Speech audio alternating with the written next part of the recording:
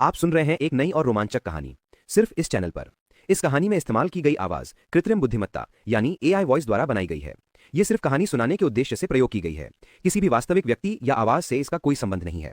Disclaimer: इस channel पर प्रस्तुत सभी कहानियां केवल मनोरंजन और साहित्यिक उद्देश्य से बनाई गई हैं।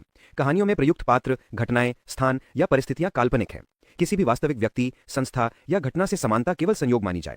हमारा उद्देश्य केवल रचनात्मकता और मनोरंजन है, न कि किसी भी व्यक्ति, जाति, समुदाय या धर्म।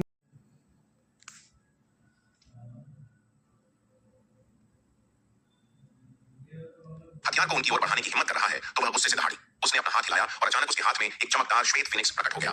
जैसे ही जुबिन की वह विशालकाय महापर्वत मुहर नीचे गिरने वाली थी, चंपा के हाथ से एक तेज सफेद रोशनी निकली। एक तीखी चीख गूंजी और उस सफेद जेड से एक विशाल श्वेत फिनिक्स प्रकट हुआ जो सीधे उस गिरते हुए पहाड़ से जा टकराया। बूम! टकराव इतना जबरदस्त था कि मुख्य शिखर की जमीन भी कांप उठी। ऊर्जा की विनाशकारी लहरें चारों तरफ फैल गईं। जुबिन के पीछे खड़े कई योद्धा इस झटके को सहन नहीं कर पाए और खून की उल्टियां करते हुए गिर पड़े। श्वेत फिनिक्स ने अपनी शक्ति से उस भारी मुहर को हवा में ही रोक दिया और उसे पीछे धकेल दिया। यह देखकर जुबिन का चेहरा पीला पड़ गया। यह शक्ति, यह तो दिव्य पवन महल की प्रमुख की शक्ति है।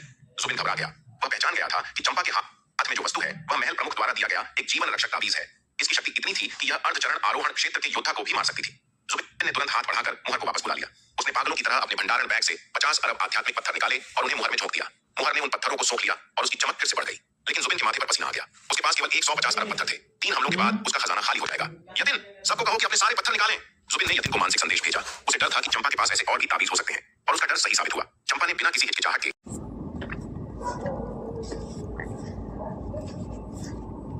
और फेंक दिया। तेरे की! जुबिन का चेहरा सफेद पड़ गया।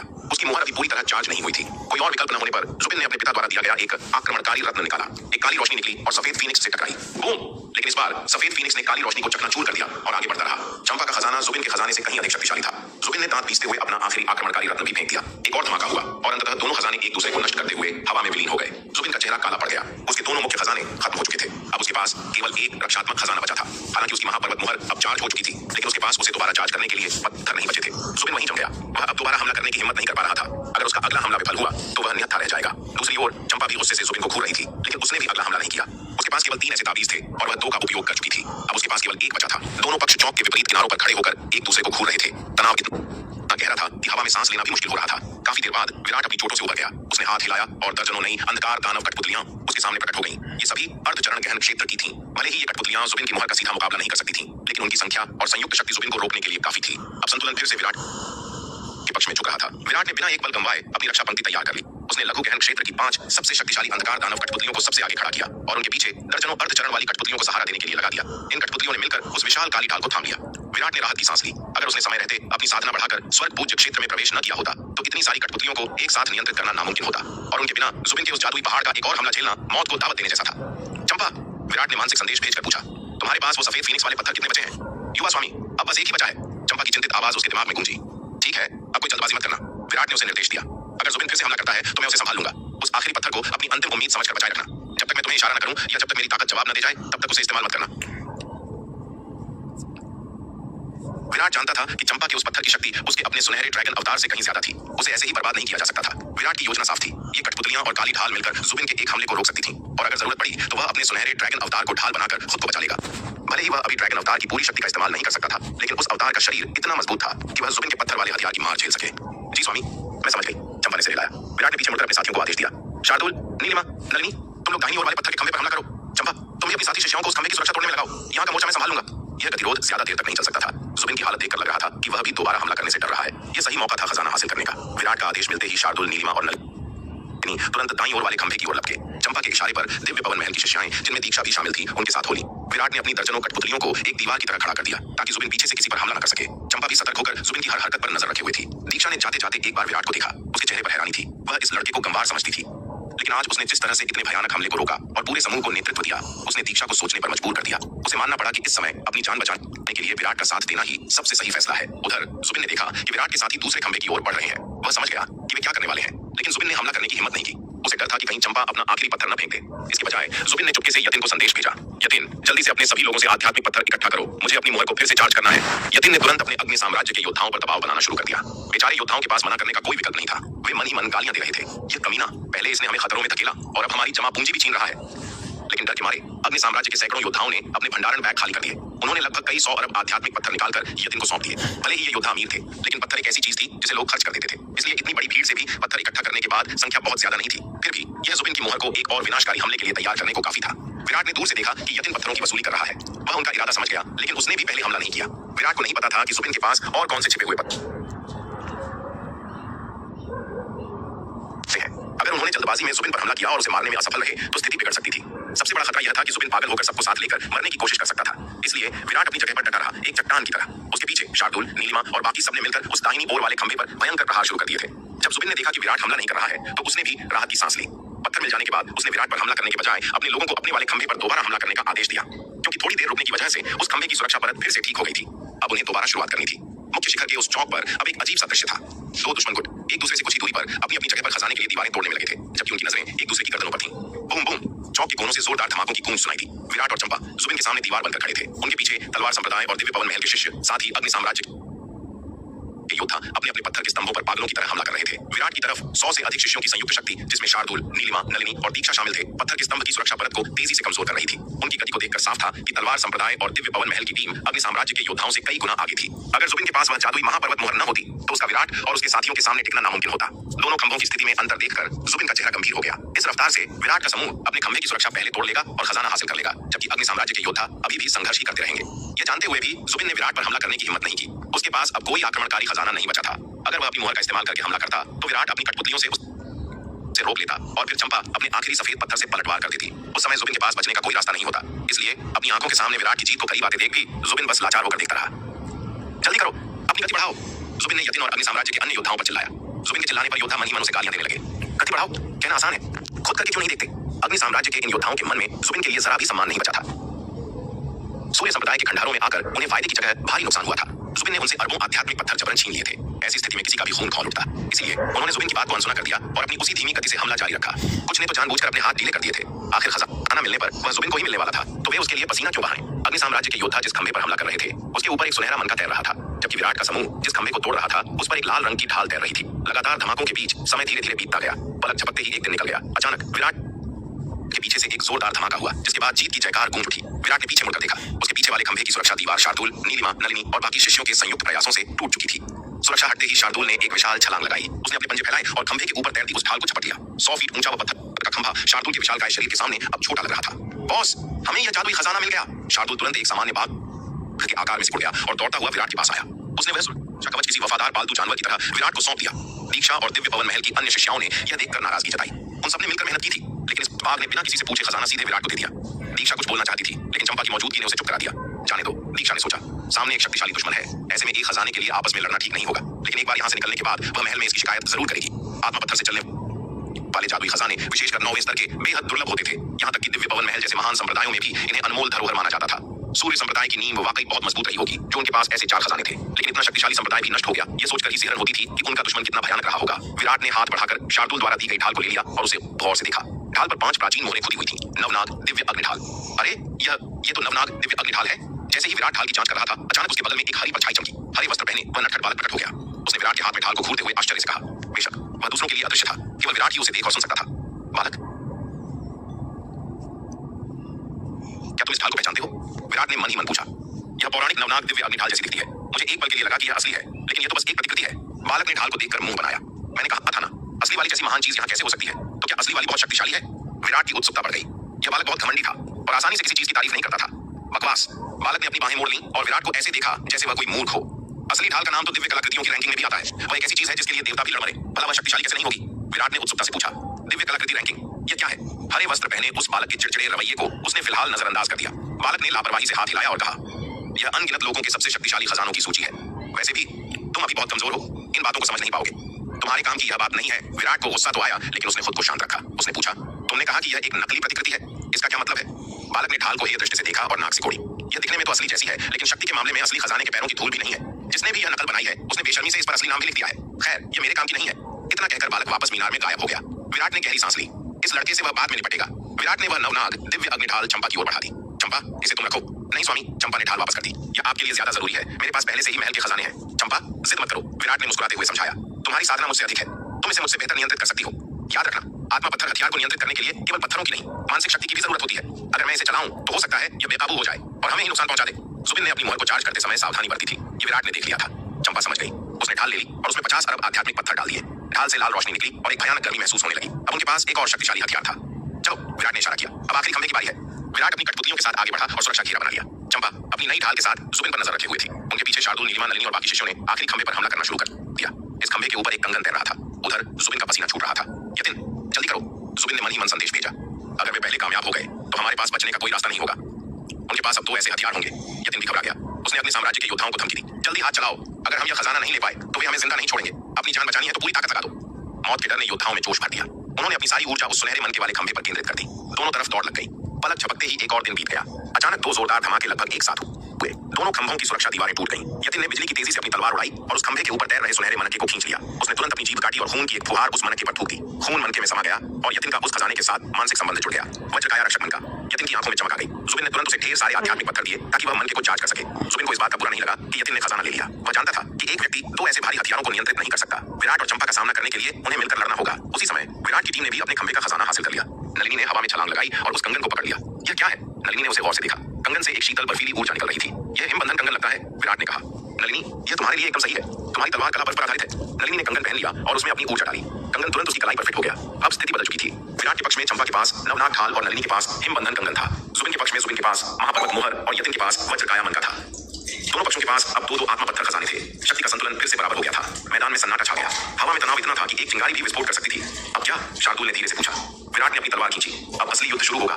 चारों शक्तिशाली खजाने एक दूसरे के सामने थे। तभी शार्दुल ने अपने दूसरे पंजे से उस तैरते हुए कंगन को झपट लिया और दौड़कर विराट के पास आया। युवा स्वामी, चंपा ने विराट के हाथ में उस कंगन को देखते हुए कहा, शायद यह कंगन मेरे लिए अधिक उपयुक्त है। आपको वह नवनाग दिव्य अग्निढाल अपने पास रखनी चाहिए। आपकी आक्रमण शैली के साथ वह ज्यादा मेल खाती है। विराट ने एक पल सोचा और सहमति में सिर हिलाया। तुम ठीक कहती हो चंपा। महिलाओं के लिए कंगन जैसा आभूषण और बंधनकारी जादू अक्सर अधिक स्वाभाविक होता है। विराट की सहमति मिलते ही चंपा ने तुरंत अग्निढाल पर लगे अपने रक्त चिन्ह को मिटा दिया और उसे विराट को सौंप दिया। क्योंकि उन्होंने अभी अभी इन हथियारों पर कब्जा किया था और उन्हें गहराई से परिष्कृत नहीं किया था, इसलिए रक्त चिन्ह को हटाना और आदान प्रदान करना उनके लिए बहुत आसान था।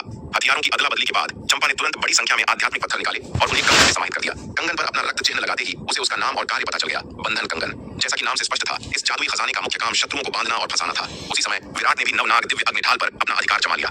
चंपा, विराट ने अपनी आंखों में एक ठंडी चमक के साथ कहा, चलो अब इन बदमाशों का हिसाब चुकता करते हैं। अब उनके पास 9वें स्तर के 2 भयानक हथियार थे। ये बदला लेने का सही समय था। इसके अलावा विराट युद्ध के जरिए दुश्मन के उस सुनहरे मनके की ताकत को परखना चाहता था। जब तक वह उस सुनहरे मनके का रहस्य नहीं जान लेता, उसे चैन नहीं मिलने वाला था।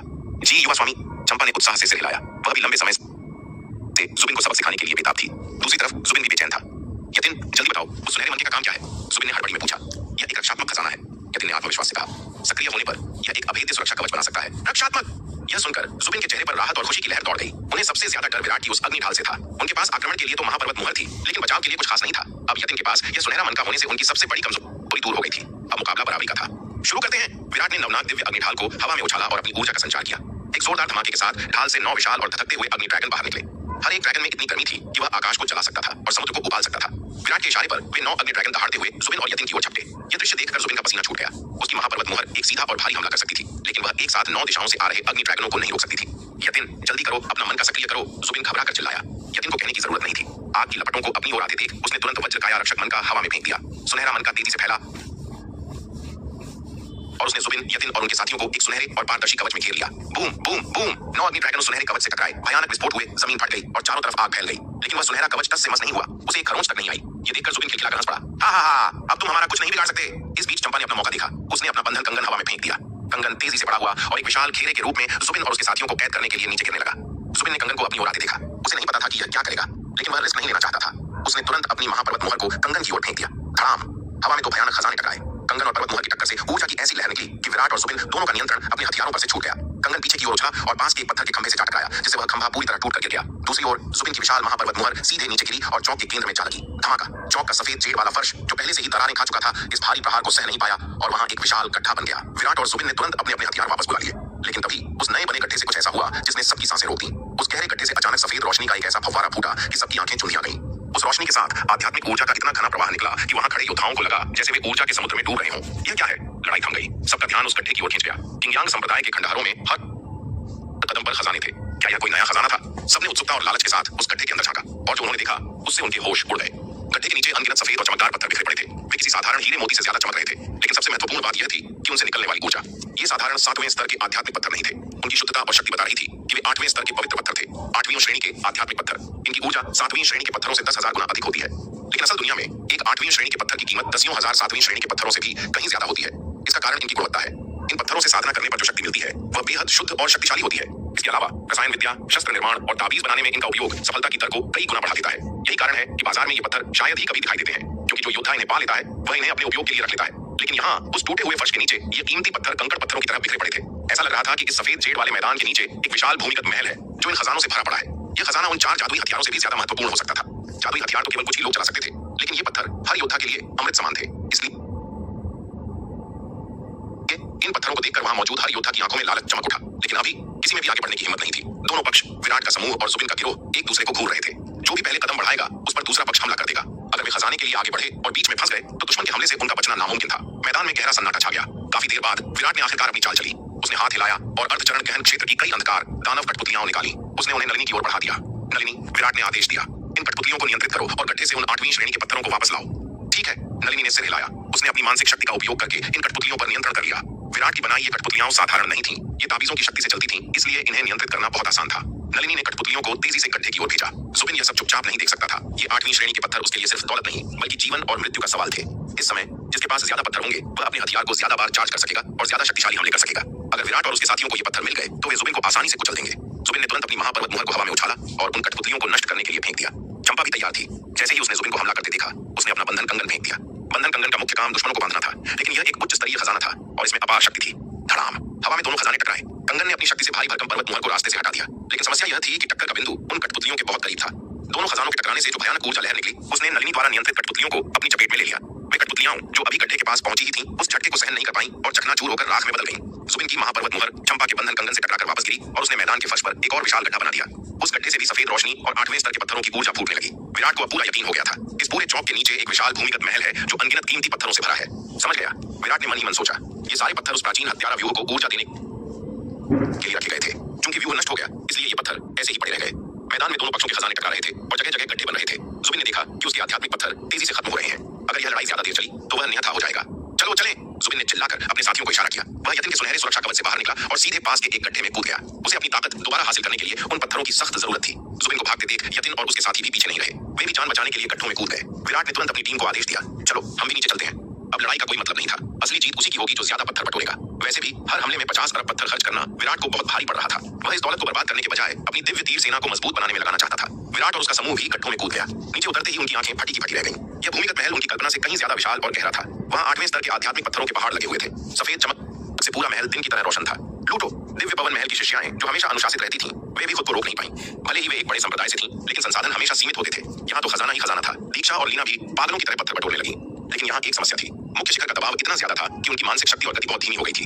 इसके अलावा 8वें स्तर के पत्थर 7वें स्तर के पत्थरों से बहुत भारी और शक्तिशाली होते हैं। उन्हें इकट्ठा करना आसान नहीं था। एक योद्धा मुश्किल से कुछ ही पत्थर उठा पा रहा था। लेकिन विराट और चंपा ने जल्दबाजी नहीं की। वे अपने अपने खजाने, नवनाग ढाल और बंधन कंगन को तैयार रखते हुए पहरा देने लगे। उन्हें डर था कि कहीं जुबिन अंधेरे का फायदा उठाकर हमला न कर दे। युवा स्वामी, चंपा ने विराट से कहा, आप भी पत्थर इकट्ठा कर लीजिए, मैं यहाँ सब संभाल लूंगी। चंपा को इन पत्थरों की परवाह नहीं थी। उसके गुरु ने उसे कभी किसी चीज की कमी नहीं होने दी थी। लेकिन वह जानती थी कि विराट के ऊपर एक पूरे संप्रदाय की जिम्मेदारी है। युवा स्वामी, आप जाइए, चंपा ने जोर दिया। अगर देर की तो बाकी लोग सब लूट ले जाएंगे।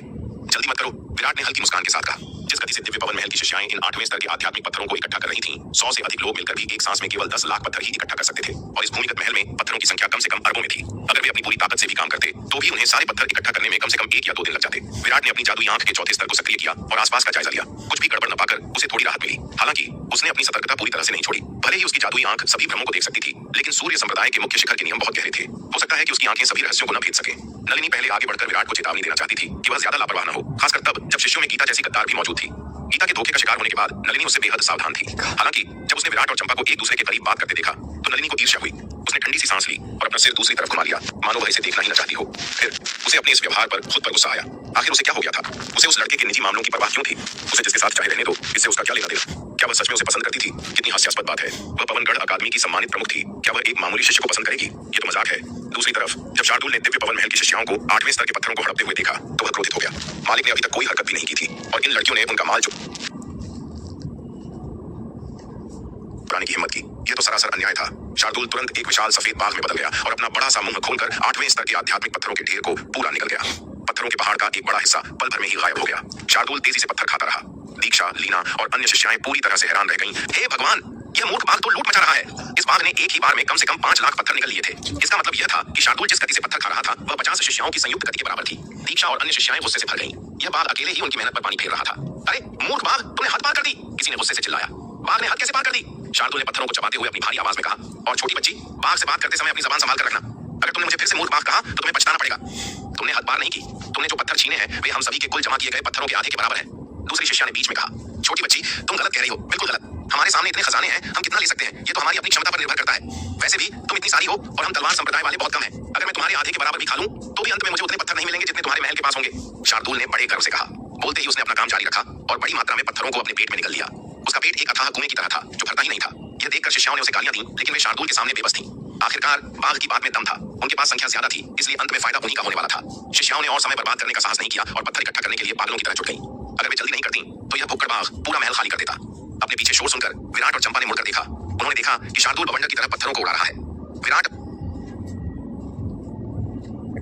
अपनी हंसी नहीं रोक पाया।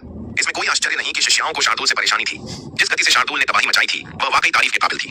विराट ने अपने पीछे हो रही घटनाओं पर ध्यान नहीं दिया और महल के दूसरी ओर चल पड़ा। दूर महल के दूसरी ओर जुबिन और यतिन भी तेजी से पत्थर इकट्ठा कर रहे थे। विराट अपने साथियों से मुकाबला नहीं करना चाहता था। अगर किसी से मुकाबला करना था तो वह जुबिन और अग्नि साम्राज्य के योद्धा थे। विराट को उस दिशा में जाते देख चंपा भी तुरंत उसके पीछे चल पड़ी। जुबिन पत्थर इकट्ठा कर रहा था, तभी उसने अचानक विराट और चंपा को पास आते देखा। वह तुरंत सतर्क हो गया। यतिन ने भी पत्थर उठाना बंद कर दिया और रक्षात्मक मुद्रा में विराट को देखने लगा। विराट, क्या हम अभी के लिए युद्ध विराम कर लें? जुबिन ने विराट को घूरते हुए गहरी आवाज में कहा। जुबिन ने आगे समझाया, हम दोनों के पास दो शक्तिशाली खजाने हैं। लड़ते रहने से केवल पत्थर बर्बाद होंगे, क्योंकि हम में से कोई भी जीत नहीं पाएगा। क्या तुम्हें नहीं लगता कि इस अर्थहीन लड़ाई में इस महल के सारे खजाने को बर्बाद करना बेवकूफी होगी? वह सचमुच विराट से और लड़ना नहीं चाहता था। वह विराट को हरा नहीं सकता था और विराट भी उसे आसानी से नहीं हरा सकता था। इस महल में पत्थरों की इतनी अधिक मात्रा को देखते हुए चाहे वे 10 दिन तक लड़ते रहें, कोई नतीजा नहीं निकलेगा। अंत में यह विशाल संपत्ति लड़ाई में ही नष्ट हो जाएगी। इतने सारे कीमती पत्थरों को इस तरह व्यर्थ बर्बाद होते देखकर जुबिन को गहरा दुख हो रहा था। इतनी विशाल संपत्ति देखकर तो उसके पिता जैसे आरोहण क्षेत्र के योद्धा भी पागल हो जाते। उसकी तो बात ही छोड़िए, शांति की भी एक कीमत होती है। जुबिन अच्छी तरह जानता था कि अगर वह विराट को मार सकता तो उसे चाहे जितनी भी बड़ी कीमत चुकानी पड़ती वह चुका देता। लेकिन समस्या यह थी कि वह अब भी विराट को नहीं मार सकता था। उसे लड़ते रहने का मतलब था अपनी क्षमता से कहीं अधिक नुकसान उठाना। अब उसके पास 9वें स्तर का एक खजाना था और यह कोई साधारण हथियार नहीं था। यह एक आत्मा पत्थर हथियार था जो पत्थरों की ऊर्जा से चलता था। अगर वह इस भूमिगत महल से 8वीं श्रेणी के ढेर सारे पत्थर भी अपने साथ ले जाए तो सूर्य संप्रदाय के खंडहरों की यह यात्रा उसके लिए जैकपॉट साबित होगी। सच कहूं तो इस मुख्य शिखर पर चढ़ने से पहले उसने सपने में भी नहीं सोचा था कि उसे इतना बड़ा खजाना मिलेगा। अगर वह इन खजानों के साथ सुरक्षित पाताल भवन लौट सका तो न केवल वह अपने पिता के सामने अपने पिछले पापों का प्रायश्चित कर पाएगा, बल्कि भवन के युवा स्वामी बनने की दौड़ में भी सबसे आगे निकल जाएगा। भले ही उसकी साधना और शक्ति अन्य दावेदारों से थोड़ी कम थी, लेकिन युवा स्वामी बनने के लिए केवल ताकत काफी नहीं होती। पारिवारिक पृष्ठभूमि और बुजुर्गों का समर्थन भी मायने रखता है। अगर वह महापर्वत मोहर जैसा दुर्लभ खजाना अपने कबीले को सौंप दे तो वरिष्ठ परिषद खुशी से झूम उठेगी। पाताल भवन जैसे महान संप्रदाय में भी ऐसे खजाने उंगलियों पर गिने जा सकते थे। जुबिन को तो यह भी शक था कि उनके भवन का सबसे कीमती खजाना भी इस पर्वत मोहर और वज्र मनके के बराबर होगा या नहीं। इस समय जुबिन का एकमात्र लक्ष्य अपनी जेबें भरना और यहाँ से सुरक्षित निकलना था। वह विराट से लड़कर अपने पत्थर बर्बाद नहीं करना चाहता था, जिसके पास खुद 2 भयानक खजाने थे। अंत में जुबिन ने अपना अहंकार निगला और शांति की पहल की। विराट, क्या हम समझौता कर सकते हैं? विराट ने आश्चर्य से जुबिन को देखा। उसे उम्मीद नहीं थी कि जुबिन जैसा घमंडी व्यक्ति जो दक्षिणी महाद्वीप के योद्धाओं को कीड़े मकोड़े समझता था, सामने से झुककर शांति प्रस्ताव रखेगा। यह सचमुच दुर्लभ था, लेकिन विराट ने तुरंत इनकार नहीं किया। भले ही वह जुबिन को मारना चाहता था, लेकिन यतिन के पास वह वज्रकाया रक्षक बनता था। उस सुनहरे कवच को तोड़ना लगभग असंभव था और विराट भी अपने पत्थर बर्बाद नहीं करना चाहता था। शांति असंभव नहीं है, विराट ने शांत भाव से कहा, लेकिन मुझे तुम पर रत्ती भर भी भरोसा नहीं है। अगर तुम अपने वचन से मुकर गए तो? विराट के इनकार न करने पर जुबिन के चेहरे पर चमक आ गई। तो तुम क्या चाहते हो? रक्त संधि, विराट ने हल्की मुस्कान के साथ कहा। चलो एक रक्त संधि पर हस्ताक्षर करते हैं। शर्त यह होगी कि हम दोनों में से कोई भी तब तक एक दूसरे पर हमला नहीं करेगा जब तक कि इस भूमिगत महल के सारे 8वीं श्रेणी के पत्थर इकट्ठे नहीं हो जाते। कैसा रहेगा? जुबिन ने एक पल सोचा और फिर सिर हिला दिया। ठीक है, मुझे मंजूर है। उसने देख लिया था कि वह भुक्कड़ बाघ शार्दुल कितनी तेजी से पत्थर खा रहा था। जितनी देर वह बहस करेगा उतना ही उसका नुकसान होगा। विराट ने तुरंत अपनी जेब से एक विशेष चर्म पत्र निकाला। उसने उस पर संधि की शर्तें लिखी और उसे हवा में लहराते हुए जुबिन की ओर फेंक दिया। अगर कोई आपत्ति न हो तो हस्ताक्षर कर दो। जुबिन ने पत्र पकड़ा और उसे बहुत ध्यान से पढ़ा। वह एक भी शब्द छोड़ने की हिम्मत नहीं कर सकता था। विराट बहुत धूर्त था। अगर उसने शब्दों के जाल में फंसा दिया तो जुबिन बुरी तरह फंस जाएगा। शर्तों की सावधानीपूर्वक जांच करने के बाद जब उसे कुछ भी गलत नहीं लगा तो जुबिन ने विराट की ओर देखा। शर्तें ठीक हैं, जुबिन ने कहा, लेकिन हम दोनों साथ में हस्ताक्षर करेंगे। जुबिन को डर था कि अगर उसने पहले अपने खून से हस्ताक्षर कर दिए और फिर विराट मुकर गया तो वह विराट पर हमला नहीं कर पाएगा, जबकि विराट उस पर हमला कर सकेगा। यह तो आत्महत्या जैसा होगा। हाँ, तुम तो एक भले आदमी को अपने ही ऊंचे मानकों से आंक रहे हो, विराट ने ताना मारा। हालांकि सच तो यह था कि अगर जुबिन ने पहले हस्ताक्षर कर दिए होते तो विराट शायद उसे धोखा दे देता। विराट कोई साधु नहीं था, उसके लिए दुश्मन को खत्म करना प्राथमिकता थी। लेकिन जुबिन अब समझदार हो चुका था। तुम्हारे जैसे व्यक्ति से निपटने के लिए सावधानी जरूरी है। जुबिन ने पलटवार किया। तुमसे 2 बार हारने के बाद अगर मैंने सबक नहीं सीखा तो मैं मूर्ख कहलाऊंगा। आपसी अविश्वास के बीच दोनों ने अपनी उंगली काटी और अपनी जीवन शक्ति का उपयोग करके उस रक्त संधि के पत्र पर अपने नाम लिखे। हवा में एक लाल रोशनी चमकी जो संधि के पूरा होने का संकेत थी। नाम अंकित होने के बाद ही जुबिन ने राहत की सांस ली। इसके बाद सुरक्षा को और पक्का करने के लिए जुबिन ने चंपा से और विराट ने यतिन से भी हस्ताक्षर करवाए। जब चारों नाम उस पत्र पर चमकने लगे तब जाकर माहौल का तनाव थोड़ा कम हुआ। उन जैसे उच्च स्तर के योद्धा रक्त संधि के दुष्परिणामों को झेलने का जोखिम नहीं उठा सकते थे। भले ही यह स्वर्गीय शपथ जितनी कठोर नहीं थी, लेकिन अगर उन्होंने इसे तोड़ा तो उनकी साधना को भारी नुकसान पहुंचता और उनका भविष्य बर्बाद हो जाता। रक्त संधि पर हस्ताक्षर करने के कुछ ही पलों बाद जुबिन को गहरा पछतावा हुआ। उसने देखा कि विराट जिस गति से 8वें स्तर के आध्यात्मिक पत्थर इकट्ठा कर रहा था वह किसी भी कल्पना से परे थी। पत्थरों की एक पूरी नदी हवा में तैरती हुई विराट की आस्तीन में समा रही थी। यह देखकर जुबिन को आखिरकार समझ में आया कि विराट ने उसके साथ रक्त संधि क्यों की थी? वह छोटा शैतान बिना किसी बाधा और रोक टोक के 8वें स्तर के पत्थरों को हड़पना चाहता था। हद तेरे की, मुझे फिर से धोखा दिया गया। जुबिन का चेहरा बेहद उदास हो गया, लेकिन अब जब रक्त संधि पर हस्ताक्षर हो चुके थे तो पीछे हटने के लिए बहुत देर हो चुकी थी। इस भूमिगत महल में सभी पत्थरों को इकट्ठा करने से पहले वह विराट पर हमला नहीं कर सकता था। अगर उसने संधि के नियमों का उल्लंघन किया तो उसे तुरंत इसका भयानक परिणाम भुगतना पड़ता। लेकिन जुबिन ने तुरंत अपनी सोच बदली। चूंकि अब वह विराट से सीधे नहीं लड़ सकता था, इसलिए अगर वह पत्थरों का एक हिस्सा भी इकट्ठा कर लेता तो उसे लाभ हो सकता था। हालांकि विराट पत्थर इकट्ठा करने में बहुत तेज था, लेकिन वह अकेला था। दूसरी ओर जुबिन के पास अग्नि साम्राज्य के सैकड़ों योद्धा उसकी सेवा में थे। अगर वह उन योद्धाओं को बाद में अपने पत्थरों का एक हिस्सा सौंपने के लिए मजबूर कर ले तो उसे मिलने वाली राशि भी काफी अधिक होगी। यह सोचकर जुबिन ने बिना किसी हिचकिचाहट के पत्थर इकट्ठा करना शुरू कर दिया। उसकी शक्ति एक साधारण योद्धा से कहीं अधिक थी और पत्थर इकट्ठा करने की उसकी गति भी कई गुना ज्यादा थी। चंपा, जिसे अब जुबिन और यतिन के हमलों से बचाव करने की जरूरत नहीं थी, वह भी पत्थर इकट्ठा करने में शामिल हो गई। चंपा की शक्ति जुबिन और यतिन दोनों से कहीं अधिक थी, इसलिए उसकी गति भी उनसे तेज थी। लेकिन पूरे भूमिगत महल में विराट पत्थर इकट्ठा करने में सबसे आगे था। विराट की गति अकेले ही अग्नि साम्राज्य के सैकड़ों योद्धाओं के बराबर थी। दूसरे स्थान पर शार्दुल था। हालांकि उसकी शक्ति चंपा के बराबर नहीं थी, लेकिन उसके विशाल आकार और खाने की क्षमता ने उसे सामान्य योद्धाओं की तुलना में कहीं अधिक तेजी से पत्थर निकलने में सक्षम बनाया। तीसरे स्थान पर चंपा थी। विराट अपनी आस्तीन को झटकता और अनगिनत पत्थरों को एक उग्र धारा की तरह अपनी आस्तीन में खींच लेता।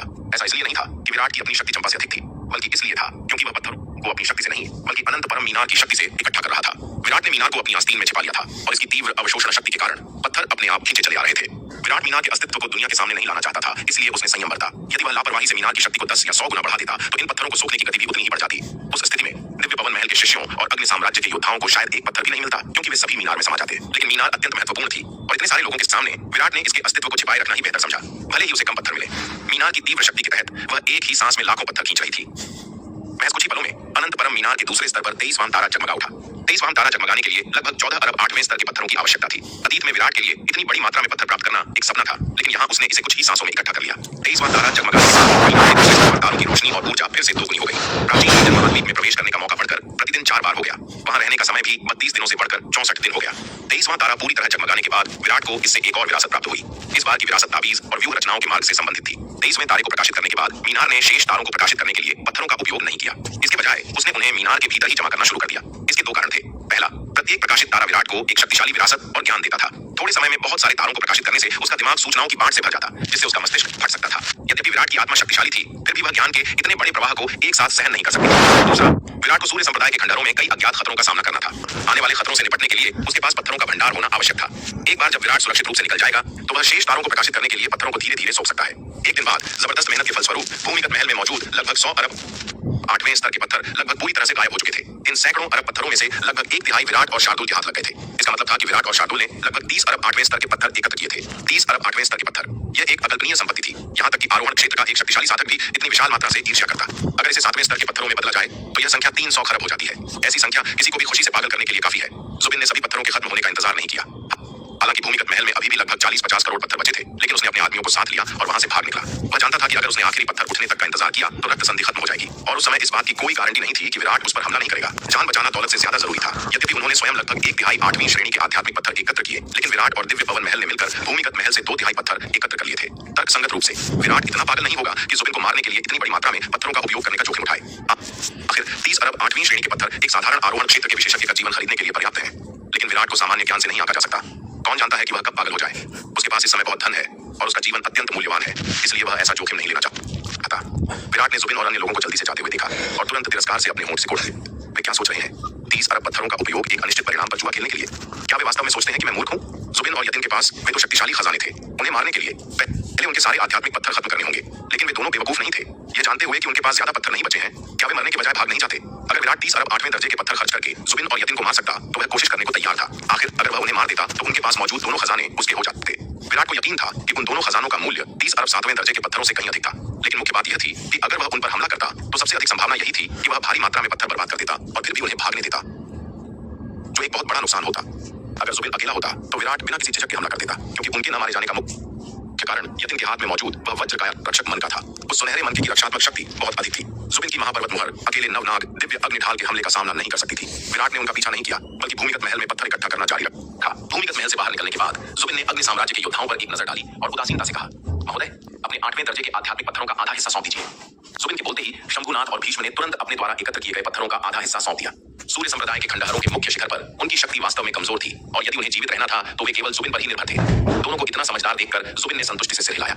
हालांकि अग्नि साम्राज्य के अन्य योद्धा अपने पत्थर सौंपने के लिए तैयार नहीं थे। यह तो काफी बुरा था कि उन्हें खजानों में हिस्सा नहीं मिला, लेकिन अब यह बदमाश उनसे उनकी मेहनत की कमाई भी छीन रहा था। ये योद्धा तुरंत बहुत नाराज हो गए। युवा स्वामी जुबिन, हद मत करो, ये पत्थर बड़ी मेहनत से कमाए हैं। हम उन दो खजानों के लिए भी नहीं लड़ेंगे, लेकिन आप चाहते हैं कि हम अपने पत्थरों में से कुछ भी आपको सौंप दें। क्या हम आपके लिए मुफ्त में काम करने आए हैं? एक ने गुस्से से कहा। हाँ, आप मांस खा रहे हैं, कम से कम हमें थोड़ा सूप तो पीने दें। आप हमें एक घूंट सूप भी नहीं पीने देंगे तो हमारे आपके पीछे आने का क्या मतलब है? चलो हम अपने अपने रास्ते चले जाते हैं, यहाँ काम करने का क्या मतलब है? एक ने बोलना शुरू किया और बाकी लोग भी तुरंत उसकी बात में शामिल हो गए। देखते ही देखते भीड़ गुस्से से भड़क उठी। सभी पत्थर सौंपने का विरोध करने लगे। यह देखकर जुबिन ने भौहें चढ़ाकर अपने बगल में खड़े यतिन की ओर देखा। यतिन ने भीड़ की ओर देखते हुए ठंडे स्वर में कहा, चुप रहो, तुम्हें क्या पता, अगर मैं और युवा स्वामी जुबिन तुम्हारी रक्षा न करते तो तलवार संप्रदाय और दिव्य पवन महल ने तुम्हें बहुत पहले ही खत्म कर दिया होता। तुम्हें ये पत्थर कैसे मिलते? युवा स्वामी जुबिन तो तुम पर बहुत दया दिखा रहे हैं, सिर्फ आधे ही मांग रहे हैं, सारे नहीं। फिर भी तुम बकवास करने की हिम्मत कैसे करते हो? यतिन ने आगे कहा, इसके अलावा आपके पत्थरों का आधा हिस्सा लेना भविष्य में आपकी सुरक्षा के लिए है। हालांकि ये दोनों खजाने शक्तिशाली हैं, लेकिन इन्हें चलाने में बहुत अधिक पत्थर लगते हैं। पर्याप्त पत्थरों के बिना हम इनकी शक्ति का उपयोग कैसे कर सकते हैं? एक बार पत्थर खत्म हो जाने दुश्मनों के हमलों का सामना करते समय हम सभी का विनाश निश्चित है। उस समय पत्थरों की तो बात ही छोड़िए, आप अपनी जान भी नहीं बचा पाएंगे। यतिन और जुबिन अब एक ही पक्ष में थे, इसलिए स्वाभाविक रूप से वह जुबिन के फैसले पर आपत्ति नहीं जताएगा। इसके अलावा जुबिन सभी पत्थर अपने पास नहीं रख सकता था, उसे यतिन के साथ साझा करना ही था। बेशक उन्होंने योद्धाओं पर ज्यादा दबाव डालने की हिम्मत नहीं की, केवल उनसे आधा हिस्सा सौंपने के लिए कहा। आखिर स्वाभाविक रूप से वह जुबिन के फैसले पर आपत्ति नहीं जताएगा। इसके अलावा जुबिन सभी पत्थर अपने पास नहीं रख सकता था, उसे यतिन के साथ साझा करना ही था। बेशक उन्होंने योद्धाओं पर ज्यादा दबाव डालने की हिम्मत नहीं की, केवल उनसे आधा हिस्सा सौंपने के लिए कहा। आखिर आगे की खोज में उन्हें इन योद्धाओं की आवश्यकता पड़ सकती थी। अगर यह खोज पहले ही पूरी हो चुकी होती तो वे विरोध करने वालों को पल भर में खत्म कर देते, लेकिन अब ये योद्धा अभी भी कुछ हद तक उपयोगी थे। इस बार इन योद्धाओं के बिना वे दोनों कितने पत्थर इकट्ठा कर सकते थे? ज्यादा से ज्यादा 4 या 5 अरब। यतिन की यह बात सुनकर किसी ने भी दोबारा बोलने की हिम्मत नहीं की। उन्होंने पहले विरोध करने की हिम्मत इसलिए की थी क्योंकि उन्हें उम्मीद थी कि यतिन उनका साथ देगा, लेकिन अंत में उन्हें निराशा ही हाथ लगी। यतिन, उनके अग्नि साम्राज्य का छठा राजकुमार, वास्तव में जुबिन के साथ मिलकर उनका शोषण कर रहा था, जिससे वे बेहद क्रोधित थे। हालांकि इस संयुक्त अत्याचार के सामने किसी ने भी विरोध करने की हिम्मत नहीं की। वे पहले ही उन दोनों के पास मौजूद खजानों की शक्ति देख चुके थे। अगर वे सचमुच क्रोधित हो गए और अपने खजानों को खोल दिया तो वे सब बर्बाद हो जाएंगे। दो अत्यंत शक्तिशाली खजानों के स्वामी जुबिन और यतिन के सामने भले ही वे मिलकर हमला करते, उनकी जीत की कोई उम्मीद नहीं थी। इसलिए अंत में सभी के पास अपने 8वें दर्जे के आध्यात्मिक पत्थरों का आधा हिस्सा आज्ञापूर्वक सौंपने के अलावा कोई विकल्प नहीं बचा था। भूमिगत महल में सभी ने जी जान लगाकर पत्थर इकट्ठा किए। अंततः वहां एक भी 8वीं श्रेणी का पत्थर नहीं बचा। हर किसी के चेहरे पर खुशी और संतोष था। सबसे कमजोर योद्धा को भी कम से कम 10 करोड़ पत्थर मिले थे। 7वीं श्रेणी में बदलने पर यह 1 ट्रिलियन होता है। यह इतनी दौलत थी कि किसी बड़े संप्रदाय की वरिष्ठ शिष्याओं के पास भी मुश्किल से ही होती। दीक्षा और लीना जैसी शक्तिशाली शिष्याओं ने लगभग 1 अरब पत्थर जमा किए और चंपा ने लगभग 5 अरब। लेकिन सबसे बड़ी लूट विराट और शार्दुल के हाथ लगी। उन दोनों ने मिलकर महल का 1/3 हिस्सा लगभग 30 अरब पत्थर इकट्ठा कर लिया था। ठीक है, विराट ने कहा, खजाना खत्म हो गया है, अब आगे बढ़ने का समय है। भूमिगत महल का काम केवल ऊपर के व्यूह को ऊर्जा देना था। अब जब पत्थर नहीं रहे तो यहाँ रुकने का कोई मतलब नहीं था। विराट और चंपा के नेतृत्व में समूह वापस ऊपर सफेद जेड मैदान में आया। मैदान के पीछे एक विशाल और भव्य हॉल था। ऊपर जाने का एकमात्र रास्ता इसी हॉल से होकर जाता था। हॉल के दरवाजे पहले ही खुले हुए थे। जाहिर है जुबिन और यतिन पहले ही अंदर जा चुके थे। देर मत करो, चलो अंदर चलते हैं, विराट ने इशारा किया। वे विशाल हॉल की ओर बढ़े। हॉल के दरवाजे हजारों फीट ऊंचे थे, जिनके सामने वे चींटियों जैसे लग रहे थे। जैसे ही उन्होंने हॉल में कदम रखा, एक तेज रोशनी ने उनकी आंखें चुंधिया दी। जब उनकी दृष्टि साफ हुई तो उन्होंने देखा कि हॉल के बीचों बीच एक विशाल बिजली का कुंड फैला हुआ है। कुंड के अंदर बैंगनी रंग की भयानक बिजली की लपटें नाच रही थीं। विराट कुंड के किनारे गया। उसने एक अर्धचरण गहन क्षेत्र की कठपुतली निकाली और उसे कुंड में फेंक दिया। कड़क! कुंड में गिरते ही एक बैंगनी बिजली उस कठपुतली पर गिरी। एक जोरदार धमाके के साथ वह मजबूत कठपुतली पल भर में राख हो गई। सभी के चेहरे का रंग उड़ गया। अगर हम इसमें गिरे तो हड्डी तक नहीं बचेगी, एक शिष्य ने डरते हुए कहा।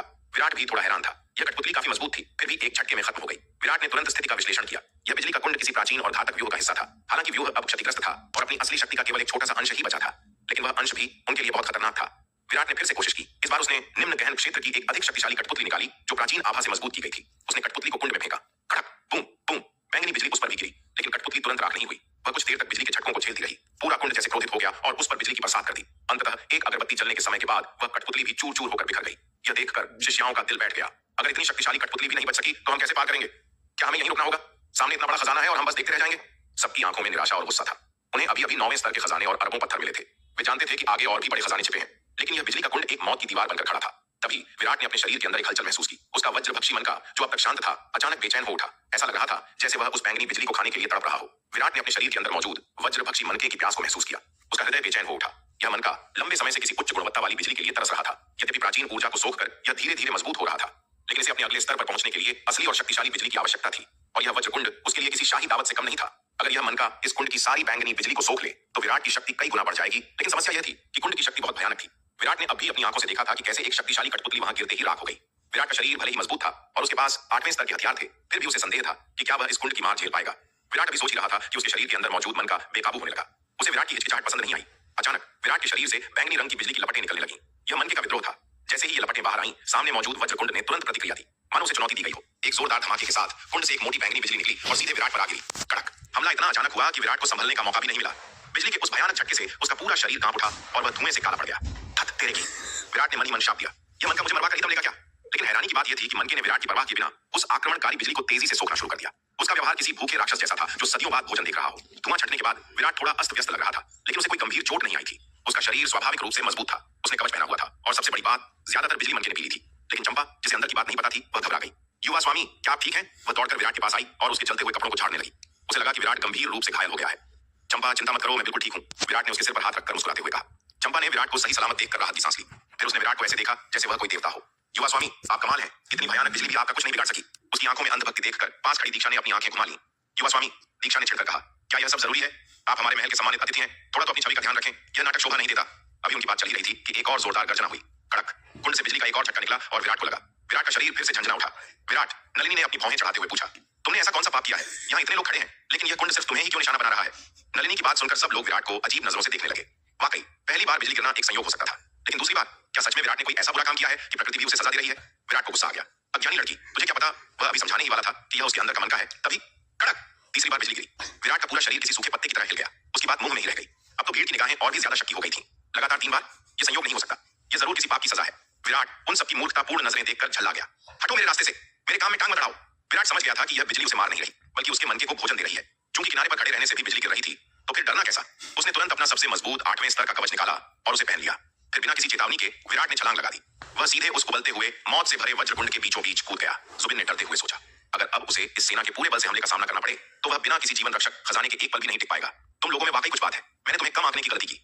जसराज ने अपनी ठंडी निगाहों से नीचे जमा भीड़ को देखा। बस सावधानी बरतने के लिए विराट ने फिर भी 8वें स्तर का एक श्रेष्ठ रक्षा कवच निकाला और उसे पहन लिया। आखिरकार वज्रकुंड के किनारे खड़े होने और उसमें कूदने पर बिजली के हमलों की तीव्रता में जमीन आसमान का फर्क था। हालांकि वह इस 8वें स्तर के श्रेष्ठ रक्षा कवच की पूरी शक्ति का इस्तेमाल नहीं कर सकता था, लेकिन कवच के अपने रक्षात्मक गुण अभी भी उसे बिजली के हमलों के एक बड़े हिस्से से बचा सकते थे। सबसे बाहरी परत पर 8वें स्तर के श्रेष्ठ रक्षा कवच के कमजोर करने वाले प्रभाव और फिर 8वें स्तर के उच्च गुणवत्ता वाले दानव शल्क कवच के दूसरे कमजोर करने वाले प्रभाव के साथ अंततः उसके शरीर तक पहुंचने वाली बिजली की शक्ति काफी कम हो जानी चाहिए थी। 8वें स्तर के उच्च गुणवत्ता वाले शरीर के करीब अपनी शारीरिक शक्ति के साथ वह ऐसी बिजली की शक्ति को झेल सकता था। इसके अलावा उसके अंदर विद्युत भक्षक मोती भी था, जो बिजली के हमले की शक्ति का एक हिस्सा सोख सकता था। विराट को अचानक वज्रकुंड में कूदते देख सभी तुरंत दंग रह गए। चंपा के मुंह से तो डर के मारे आह निकल गया। वज्रकुंड के किनारे बिजली का झटका लगना और उसमें कूदना बिल्कुल अलग बात है। यंग मास्टर, ये क्या कर रहे हैं? चंपा लगभग ठंडे पसीने से भीग गई थी, लेकिन तभी उसने देखा कि विराट वज्रकुंड में था। उस पर लगातार बिजली गिर रही थी। वह किसी दौरे की तरह कांप रहा था, फिर भी उसकी जान को कोई खतरा नहीं था। ऐसा लग रहा था कि वज्रकुंड की बिजली यंग मास्टर को कोई वास्तविक नुकसान नहीं पहुंचा सकती थी। यह देखकर चंपा उसकी बहुत प्रशंसा करने लगी। यह वज्रकुंड इतना भयानक था कि वह भी सीधे इसमें कूदने और बिजली की बौछार झेलने की हिम्मत नहीं करती। हालांकि अपनी शक्ति के साथ वज्रकुंड को सुरक्षित रूप से पार करना मुश्किल नहीं होगा, लेकिन इसका मतलब पूरी गति से पार करना था, न कि वज्रकुंड में रहना और बिजली की पूरी ताकत को सहन करना।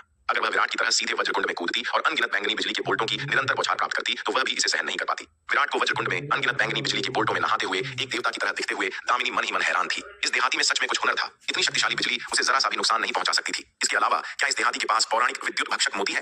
लेकिन विद्युत भक्षक मोती स्वर्ग और पृथ्वी से पैदा हुआ एक दुर्लभ खजाना था, कुछ ऐसा जो किसी को केवल संयोग से मिल सकता था। क्या इस देहाती की किस्मत सचमुच इतनी अच्छी थी? ऐसा अवसर, लेकिन अगर यह विद्युत भक्षक मोती नहीं था, तो यह समझ से परे था कि उसके पास पहुंचने के बाद अधिकांश बिजली हवा में गायब क्यों हो जाती थी। वज्रकुंड के भीतर विराट पर लगातार अनगिनत बैंगनी बिजली के बोल्टों की बौछार हो रही थी। हालांकि ये बैंगनी बिजली के बोल्ट अविश्वसनीय रूप से शक्तिशाली थे, लेकिन उनकी शक्ति को पहले 8वें स्तर के श्रेष्ठ रक्षा कवच द्वारा आंशिक रूप से अवरुद्ध किया गया और फिर 8वें स्तर के उच्च गुणवत्ता वाले दानव शल्क कवच द्वारा कमजोर किया गया। जब उन्होंने अंततः उसे मारा, तो उसका मजबूत शरीर, जो लगभग 8वें स्तर के उच्च गुणवत्ता वाले जादुई हथियार जैसा था, उन्हें झेलने में पूरी तरह सक्षम था। बिजली की ये अनगिनत किरणें उसके शरीर से गुजरीं और उसके भीतर मौजूद विद्युत भक्षक मोती में प्रवेश कर गईं, जहां उन्हें पागलों की तरह निगल लिया गया। इन उच्च गुणवत्ता वाले बिजली के बोल्टों को सोखने के बाद विद्युत भक्षक मोती की आभा दिखाई देने वाली गति से तेजी से बढ़ी। इस प्रक्रिया के दौरान विराट का भौतिक शरीर इन बैंगनी बिजली के बोल्टों द्वारा लगातार तपता रहा और इसमें धीरे धीरे एक गुणात्मक परिवर्तन होने लगा। न केवल विराट का भौतिक शरीर इन बिजली के बोल्टों को सोख रहा था, बल्कि उसका अनंत परम रक्तवंश, अनंत सच्चा सार और यहाँ तक कि उसकी दिव्य आत्मा भी उन्हें सोख रही थी और निगल रही थी। इस पल उसके शरीर का हर हिस्सा एक पेटू जानवर में बदलता हुआ लग रहा था, जो उस बैंगनी बिजली को लगातार सोख रहा था और निगल रहा था, जो उसे मिटाने वाली थी। बैंगनी बिजली के बोल्ट, जो उसे मारने पर तुले थे, एक जाल में फेंके गए भोजन की तरह लग रहे थे, जो उस पर लगातार बमबारी कर रहे थे। एक दिन बाद विराट के शरीर से एक शक्तिशाली आभा फूटी। अनगिनत बैंगनी बिजली के बोल्ट हवा में दिखाई दिए।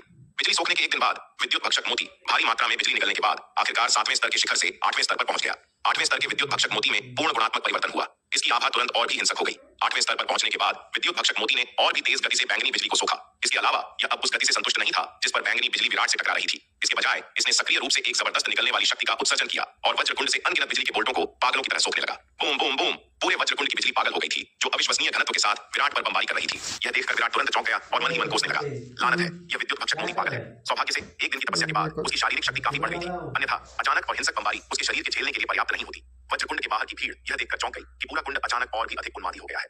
अब क्या हो रहा था? चंपा ने कुछ चिंता के साथ विराट की ओर देखा। अगर यह जारी रहा तो क्या उसके यंग मास्टर मुसीबत में पड़ जाएंगे?